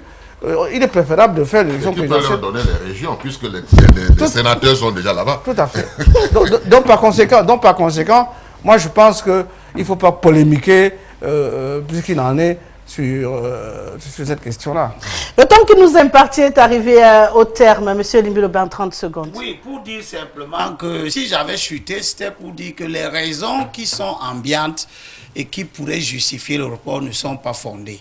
Et que les raisons qui sont occultes, qu'on ne dit pas, sont celles que Sambaka vient de dire. Et elles nous montrent tout simplement que notre pays est si mal gouverné que même le calendrier électoral ne peut pas être respecté pour des raisons d'intérêt particuliers. Parce que lorsqu'un parti politique advient à se donner le pouvoir de modifier les dates comme bon il lui semble parce que ses calculs personnels voudraient ceci et cela. Nous sommes dans des preuves les plus tangibles de la mauvaise notion de 30 secondes, je conclue en disant que qu'on reporte les élections comme on veut, lorsqu'elles auront lieu, j'appelle les électeurs du changement à tenir compte de ce que le report des élections est un acte de mauvaise gouvernance. Merci beaucoup, Monsieur Elimbi-Lobé, d'être venu. Merci, Tria Souebou, d'avoir accepté l'invitation. Merci à vous, Président Sambaka, d'être là et surtout au bâtonnier Maître Charles Tchunga d'avoir honoré cette invitation. Merci à tous les téléspectateurs de nous avoir suivis. Notre ami Jamel Marius était derrière les caméras, ainsi que Eyouma. Merci à toi, Jean-Martin Kemfak. Au plaisir de vous retrouver samedi. On sera une fois de plus sur Tous Azimuts. Au revoir.